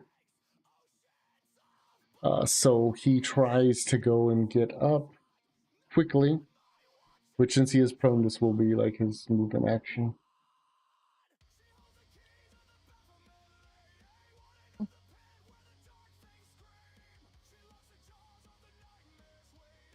Okay, so he manages to get up off his feet pretty clumsily as he readies his firearm and takes aim at you, but he's out of actions because he was prone, so it was like an action to get up.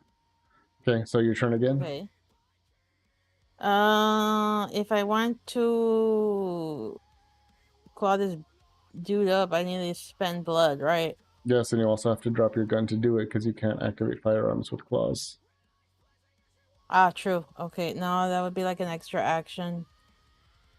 I mean, you can drop your firearm temporarily and climb up and then pick it up after you've quote unquote done with him. That's entirely up to you. I could. Well, I wanted to like holster it, but no, I'll just fuck. I guess I'll aim again. Okay, that's another dexterity and firearms roll. Boom, boom, boom, boom, boom. Whoa. Fuck, what's my dexterity? 6, right? Your dexterity is 3. Your firearms is 3, so it's a pool of 6. Yeah, that's what I said. No, you said your dexterity is 6. Your dexterity is not 6. Okay, fair. I got 4 sucks. Okay, you hit him again. Go ahead and roll your damage. Remember how to do that? Same pool, right? No. It would be more because I got 4 success. That's right. 6, 8, 9, 10. Do. And remember the no botch. Got me.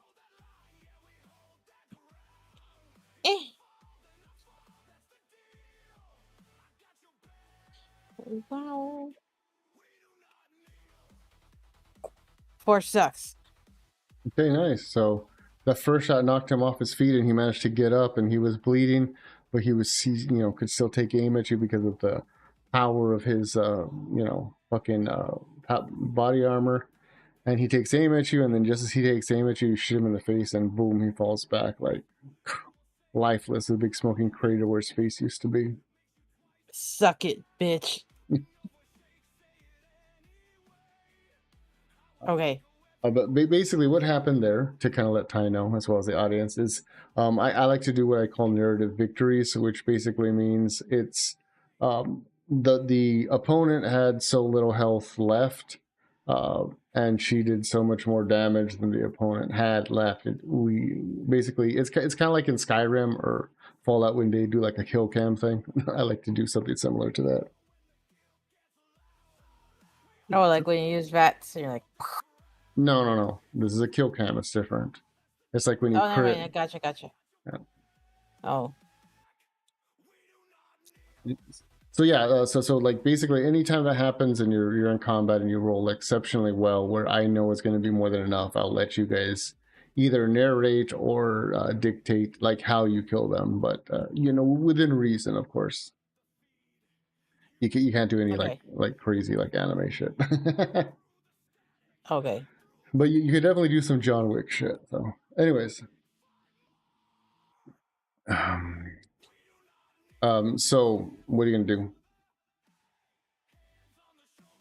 I feel like if I like holler, it's gonna cause more of a ruckus than what I really did, because I don't think that weapon was soft. Pretty sure it was loud as hell. Yep. I still don't know where my sire is at.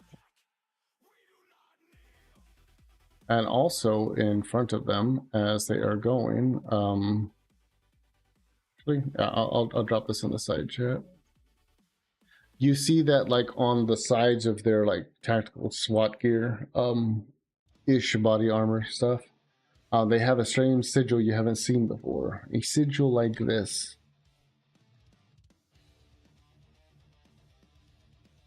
I could roll to see if I recognize it. Yeah, you can roll. I'll let you roll, no problem. What would that be? A cult? You'd roll your intelligence and occult. I would say difficulty will be 8 though. Okay, because it's like super unknown. Well, it's because Gotcha. it's a super new organization, but you might be able to tie some things together. Difficulty. You said 8, right?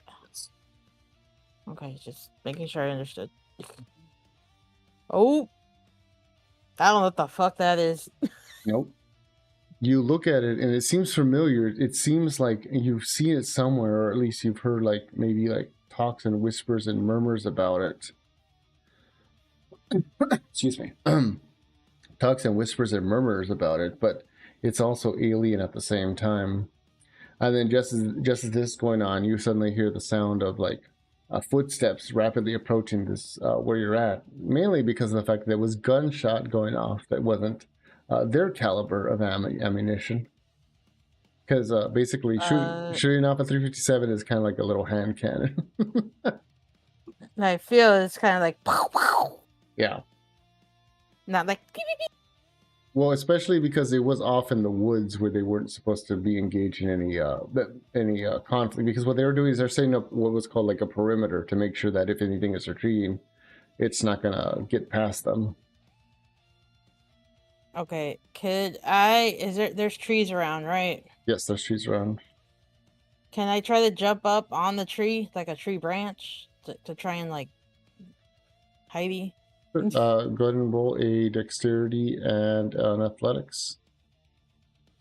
Oh. 3. Okay. I'm not as good as that with that one. Difficulty would just be 6 though.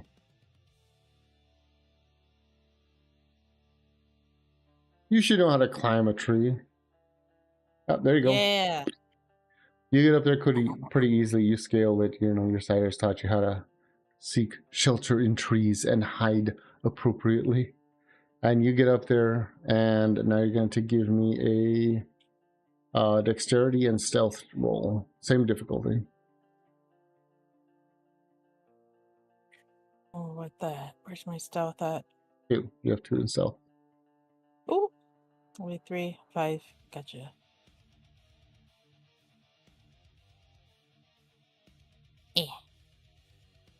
Eh. 3 sucks. I be sucking. As you get up there, you manage to go and seclude yourself, obscuring yourself in the branches. Two other men were rapidly approaching, like, oh, they got Carl. It's like, yeah, but why is he shot in the face? They aren't supposed to use guns. They're supposed to fight like animals. That's what we're here to do. Pest control. You see one of them actually goes and he pulls down like what looks like night vision goggles and he starts looking around the area. And he actually like looks right up at you. But seeing as how you're a vampire and you're dead, you don't register as a heat source. So you just keep scanning around the area. They're like, hey, there is some weird residue up on this tree, though. He says as he kind of starts like moving closer, and you realize that while you don't generate any heat, your recently fired gun does.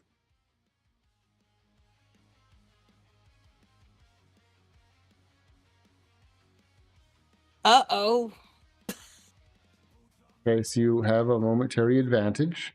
They haven't noticed you, but they've noticed like a faint heat trail. Are these dudes armed? Yes, they're armed. They're not like ready to go yet. I mean, they came running over, but they're not like ready and pointed at you type of thing.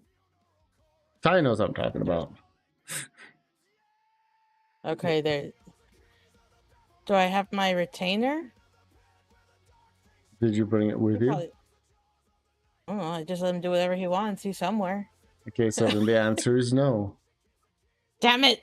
Fuck. Remember, I told you if you guys ask me where's my retainer, I'm gonna say I don't know. You tell me. That's the first thing I told you guys. Damn it! Can I take that back? No, too late. This is a learning experience. Man. Learn now. You either learn now or he's dead. No, I'm joking. I'm not gonna kill him. He's just wandering. You know, he's just doing his thing.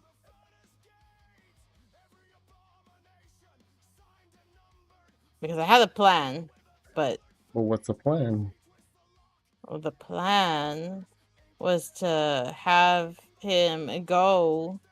Not fucking rattle, though, because that's gonna make a whole... thingy, but fucking bite one of these bitches somewhere so they can get fucked up, and then I can, like, leap from the tree with the claws out like Wolverine and be like... Rah! Okay, so why don't you roll your animalism to see if he's nearby? Oh yeah, I forgot. I got that. It's just the what? The 1? Yeah, so let's go with animalism, level 1, which is for whispers. It's not the beckoning, so you better hope it's nearby. Okay, there's no direct roll for it, but I'm gonna say you need to make a manipulation animal can roll to issue a command, because you just said yourself you don't know where the fuck it is. He's doing his own thing. So it's like pool 1, difficulty 6? Yeah, manipulation, animal can, whatever that pool is, difficulty 6. Because it's already your retainer. You don't need to like tame a new creature. Oh, okay. It's... Hey BFM, how's it going? Oh, hello. Okay. Gotcha. Well, 1 sucks. Okay, you kind of like slither out in parcel tongue, getting the attention of your retainer that's nearby. It's listening. What do you want it to do? I want it to there's 2 dudes, right? Yes.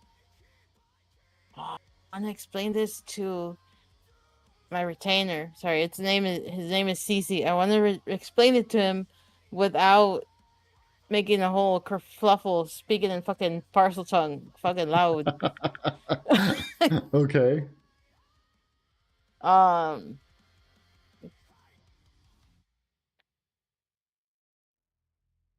Okay, I'm gonna be like. Okay, I'm gonna say, CC, go. Like, I don't know, strike. And then I'm gonna freaking go like, "Rrr!" But strike what? You're not telling him to strike, like, it's like One strike. of the people, it does not matter who. The one that you don't get, I will get. Well, that's I'm gonna tell you that's facetious logic, because if it goes for the one on the right, what if that's the one you were going for? It can't read your mind. No, no, it can get for whichever one. I'll just go for the other one that it doesn't go for. Okay. So you just wanted to strike one period. Yeah, it don't matter. Okay. It don't matter. Okie dokie. You attack second. What? I said you attack second. It attacks first. Okay. I assume. Yeah. I'm gonna have to stat him out later, but I'm gonna say superficially he's gonna have potence of 1, so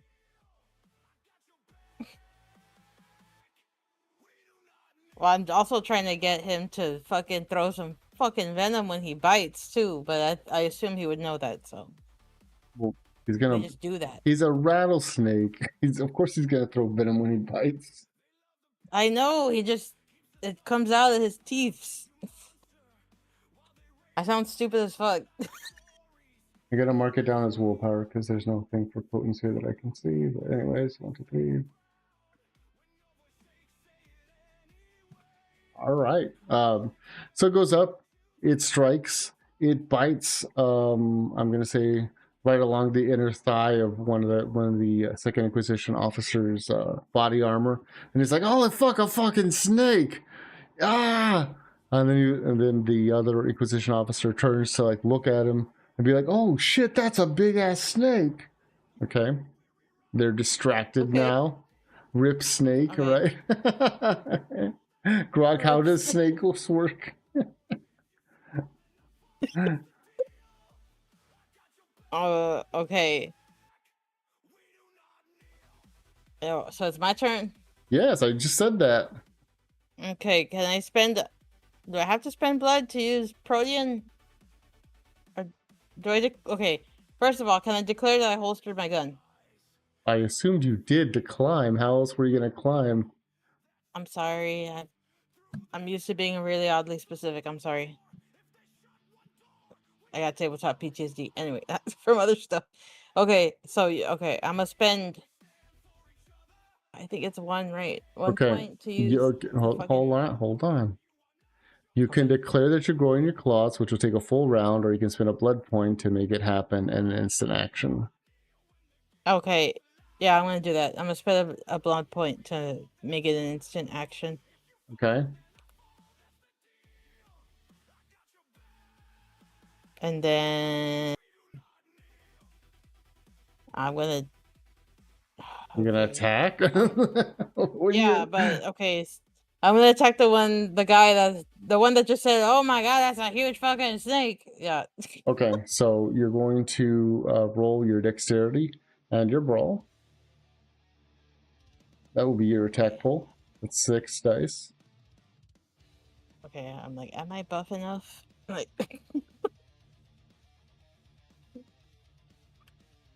and difficulty. I'm gonna Same? say difficulty 6. Yeah, unless I tell you otherwise, you can assume difficulty 6 just for ease of Okay. simplicity. 3 sucks. Okay, that's going to be enough to hit. He's going to soak it though, but go ahead and roll your damage. That's going to be whatever your strength is plus 1, and it will be ag. What's my strength again? 4. Oh fuck, I forgot. 4 plus 1 should be 5. And then I do the... Oh my god, why is it doing that? Sorry. The no botch. Yeah. True. Okay. 3 sucks.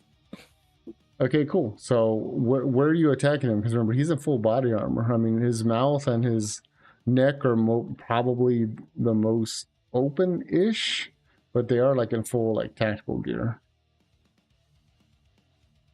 I'm trying to pull like a Wolverine and just like land in like middle of mass so I can try and get Yeah, to but his neck. yeah, but you're not listening to what I'm saying. Like, are you trying to claw at the body? Because if you're clawing at the body, they're in full like body armor. No, I'm trying to pin him.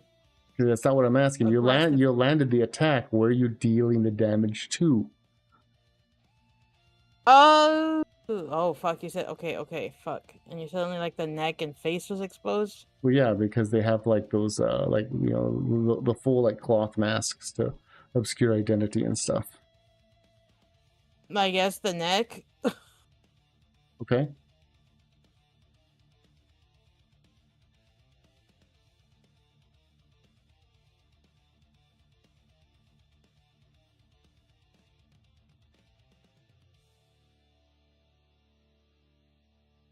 Ooh. Okay.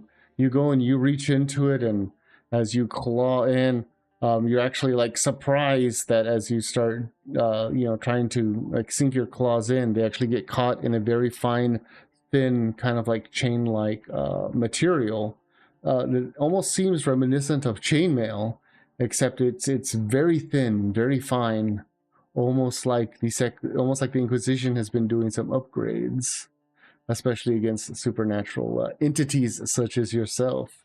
He's definitely startled, though. Fuck. So he will try to shoot at you, but point blank, so he doesn't have the barrel directly pointed out. So.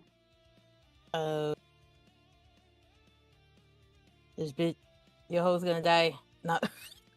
A possibility. Hey. For real?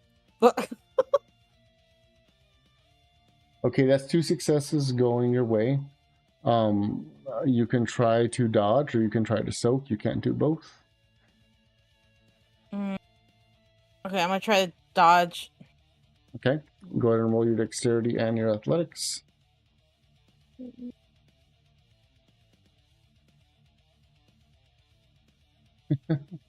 His balls do a random cup check. That would have been good, credits. That would have been real good. One sucks. Oh, fuck. Okay, so you're getting hit, and you'll be taking...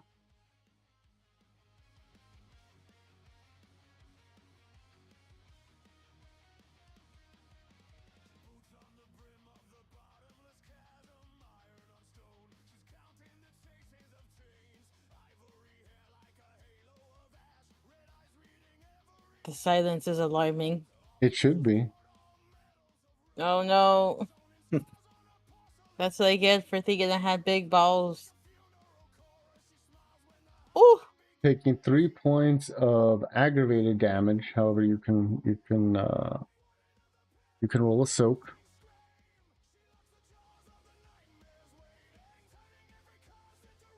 Because the only reason you can roll a soak now is because you have fortitude. How do I roll that yet? Your stamina +1 for fortitude. Okay, that'd be 4. Not bad. Let's see.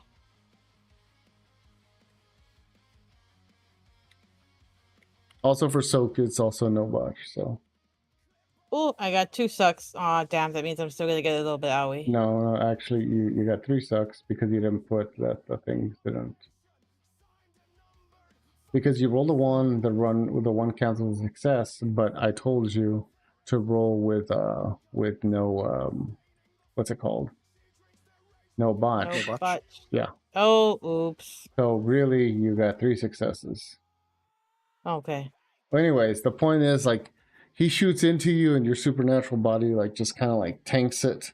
It's your action again. You're still technically, I guess, grappled with him, because I'm gonna say you tried to disengage, with a dodge, but your claws were actually kind of like stuck in the chain-like material. That's why you weren't able to disengage properly. Oh gosh. I'm torn between trying to bite him or trying to just straight up rip his head off, but I don't know if I have this. I don't have potence. So I have strength, but not potent, so. He stares at you with his eyes like wide, kind of like being like, "Oh shit! They told me this was a cakewalk."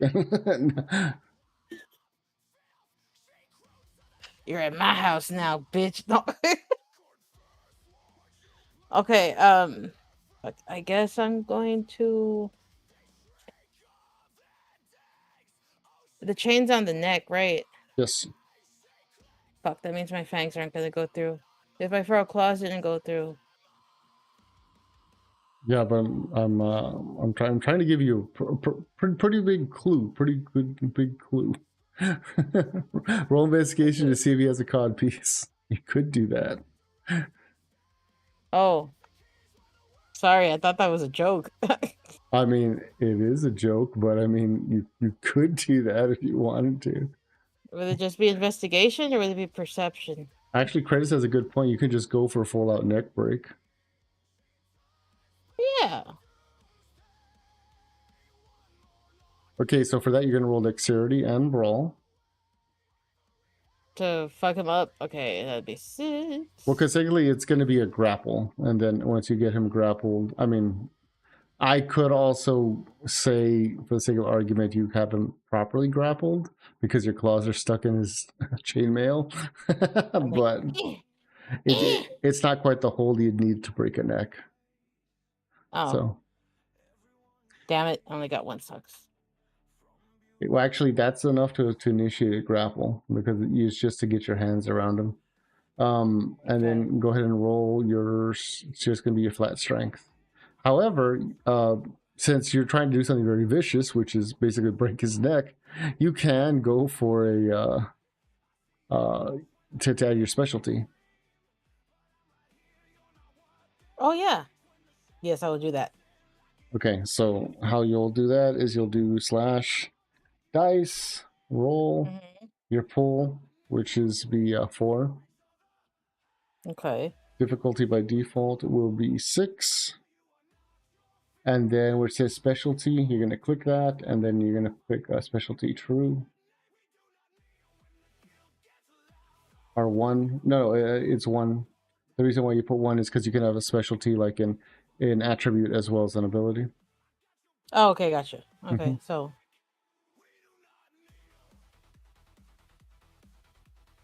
Okay, cool. You go, you get him, and you start pulling, and then he starts like grabbing at your hand, like no, like get off me, and then you start like twisting, and the armor's resilient. It kind of keeps him in place, but you kind of got him in a combination of a chokehold and also a neck pull as he's like freaking out. He reaches down into his pocket and he pulls out what looks like a big Bowie knife, and he kind of like tries to stab backwards towards you.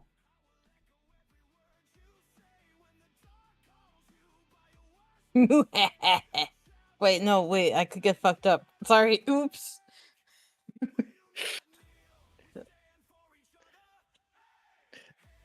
Oh, okay, fuck. That's 4 successes of damage going your way. You can soak that.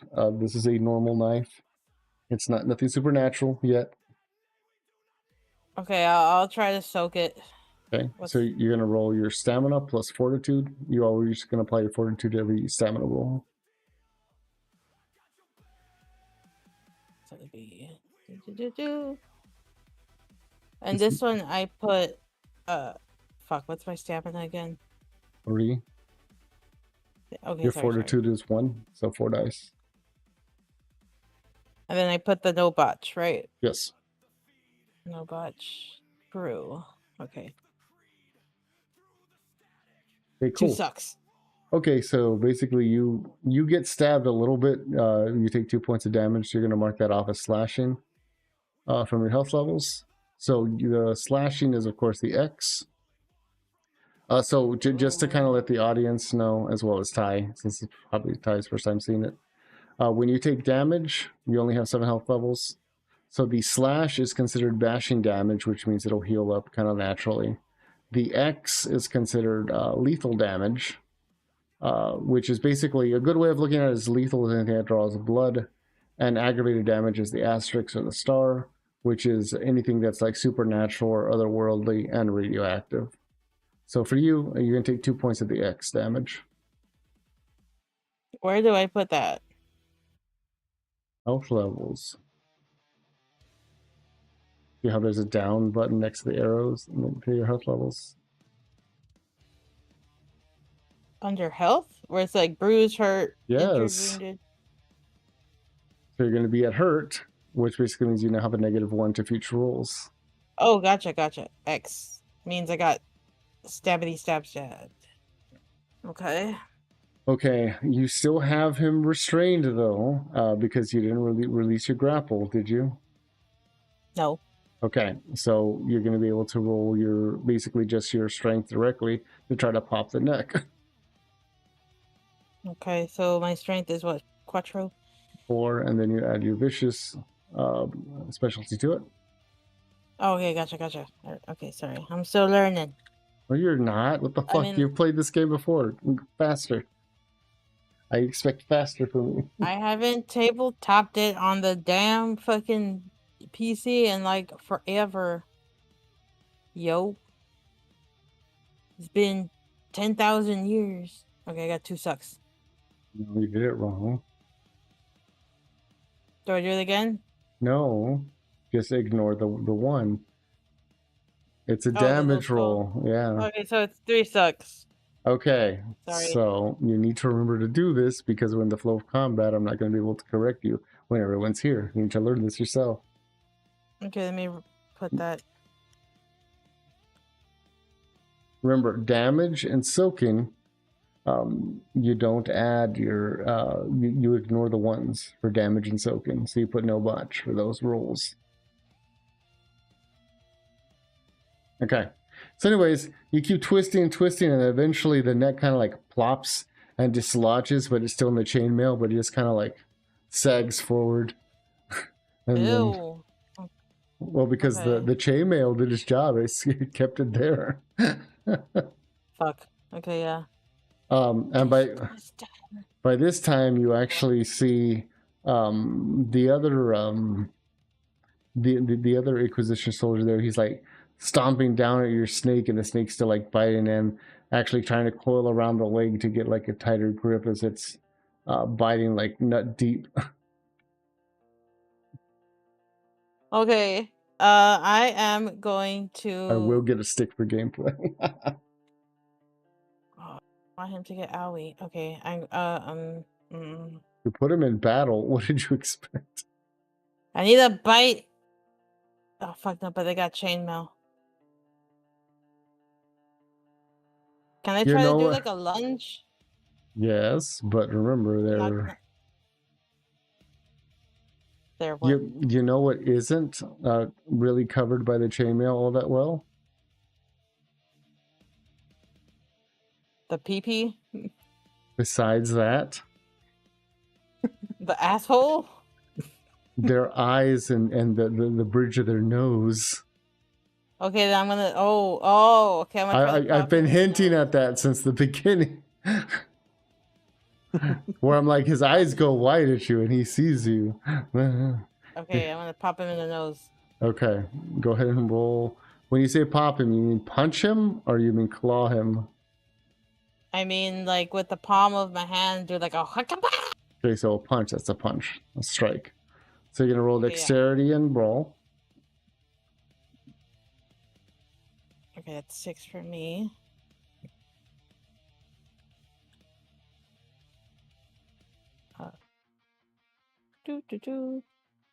This is just flat, like if it goes or not, right? Mhm. 1 sucks. Oh.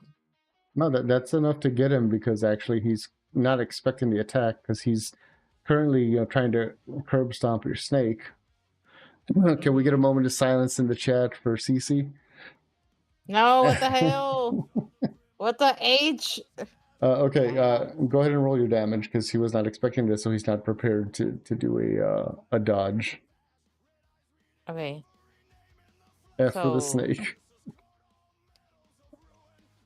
What's my Your strength. Oh yeah, 'Cause- 4. Right. Yes. I didn't make it Plus into the respect. campaign. Damn it. No botch, right? True. Yep. I think I did that correct. 3 sucks. All right.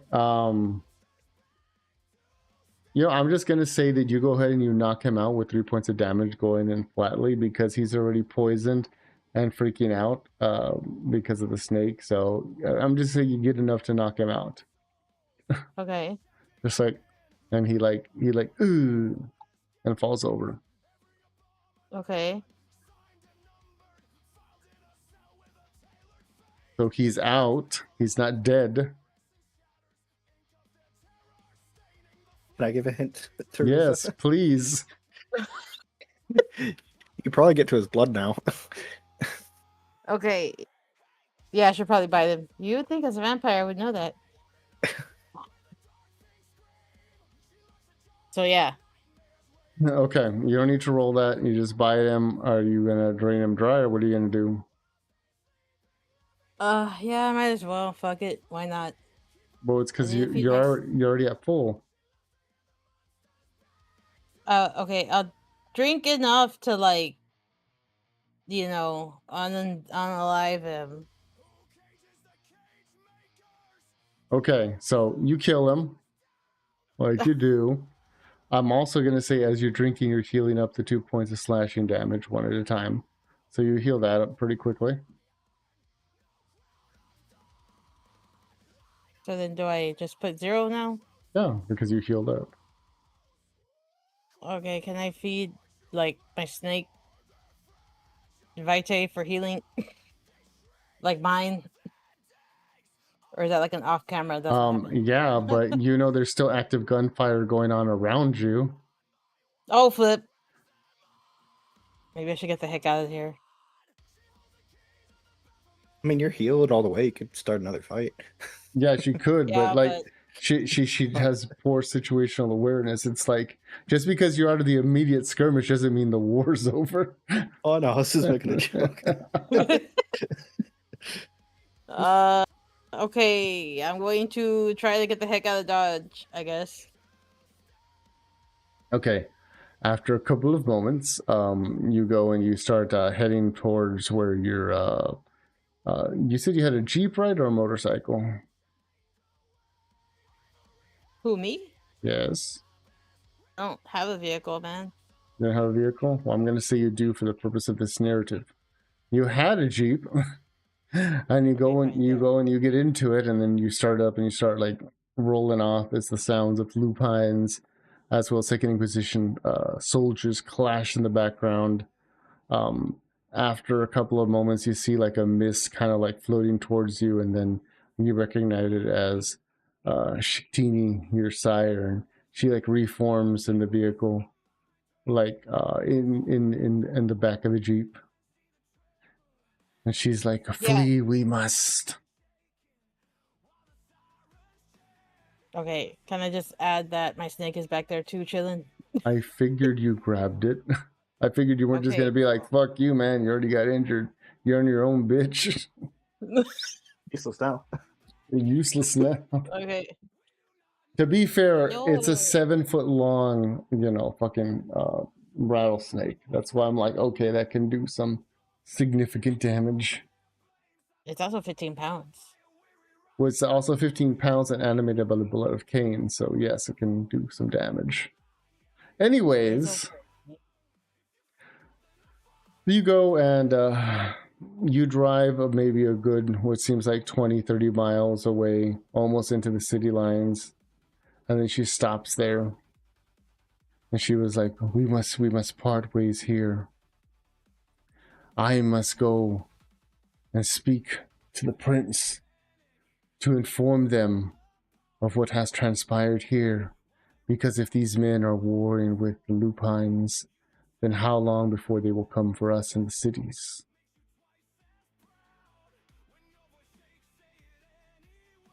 True. Good. Fair assessment.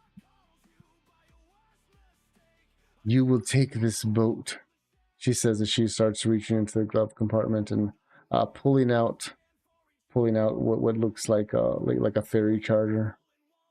There is a place. Paradiso, it is a safe place. You must go there to retreat until I come for you. Okay. Okay, so you head there. I'm gonna take the little ticket from her Okay. and tuck it into my inside. Fuck, my jacket pocket on the inside. Okay. Or my chichis are. Well done. Well done. Okay, that's your little prelude. I got you into the story. Yay. Yay. You exist. You exist now, Yay. man. Any I was born. Any questions, comments, concerns about mechanics, story, or anything? Do I heal up a blood point since I drinked it blood? Yes, that's what I told you. Gotcha. That's what I'm just double check. Why did it do that way? Okay, well. Anyways. Anything else? Questions, comments, concerns from you, Rosa, or even Ty? Nope. Nope. Okay, cool. All right. For everybody else, thank you for tuning in. This is a little bit of our prelude stories. Hopefully they will get Rosa puts the ferry ticket into the snake so it doesn't get lost. That's a good one, Chris. That's a good one. Like, here you go. Here you go. Have some yum yum. Anyways, okay, so yeah, thank you guys for tuning in. If you guys were here on Twitch, we will raid out. And yeah, that was about it. Thank you guys for being here. Appreciate you guys being here. Love you guys being here. We'll be playing this game once a month. Our first game should be the 9th of May. That's tentative though, because we're trying to get everyone's schedules to sync up. If we can't all meet up on the same day, that's fine. We'll work with it the best we can. But hopefully we can get everybody there. That'd be cool. Yeah. But if not, I mean, not a big deal. But yeah, thank you guys for being here. Love you guys. Appreciate you. And try to get some sleep. And let's see who we can raid. We can raid out to. Yeah, bye y'all. Thank you for coming. Bye. Love you guys. Hope you enjoyed. Hugs and kisses.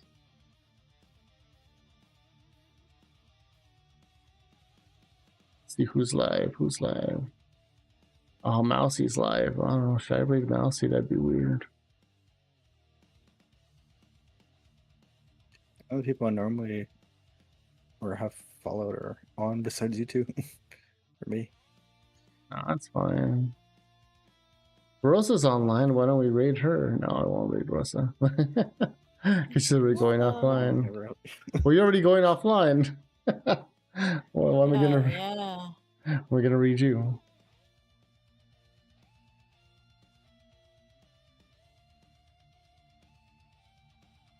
Okay, just make sure this is not going. That's right. I miss so much trying to argue with Grok. Are they still intact? Barely. They're barely intact. They survived. It was just a prelude. Well, yeah, you got lucky. You just rolled very well. Wait. Well, because you were pretty decent dodges, so that you didn't have a reason to get hurt. Like, you're not gonna be an ass and be like, oh yeah, you take 12 points of damage because I said so. Suck it, bitch. Also, did I actually kill that guy, or did you just like? No, Nice. you actually killed him because you shot him 2 or 3 times, and he has like some supernatural armor, but it's nothing like crazy. Okay. Okay, we are going to be reading my friend Tabby, and be nice in the chat, guys. Yeah. I think she's playing Pokemon right now. Pokemon.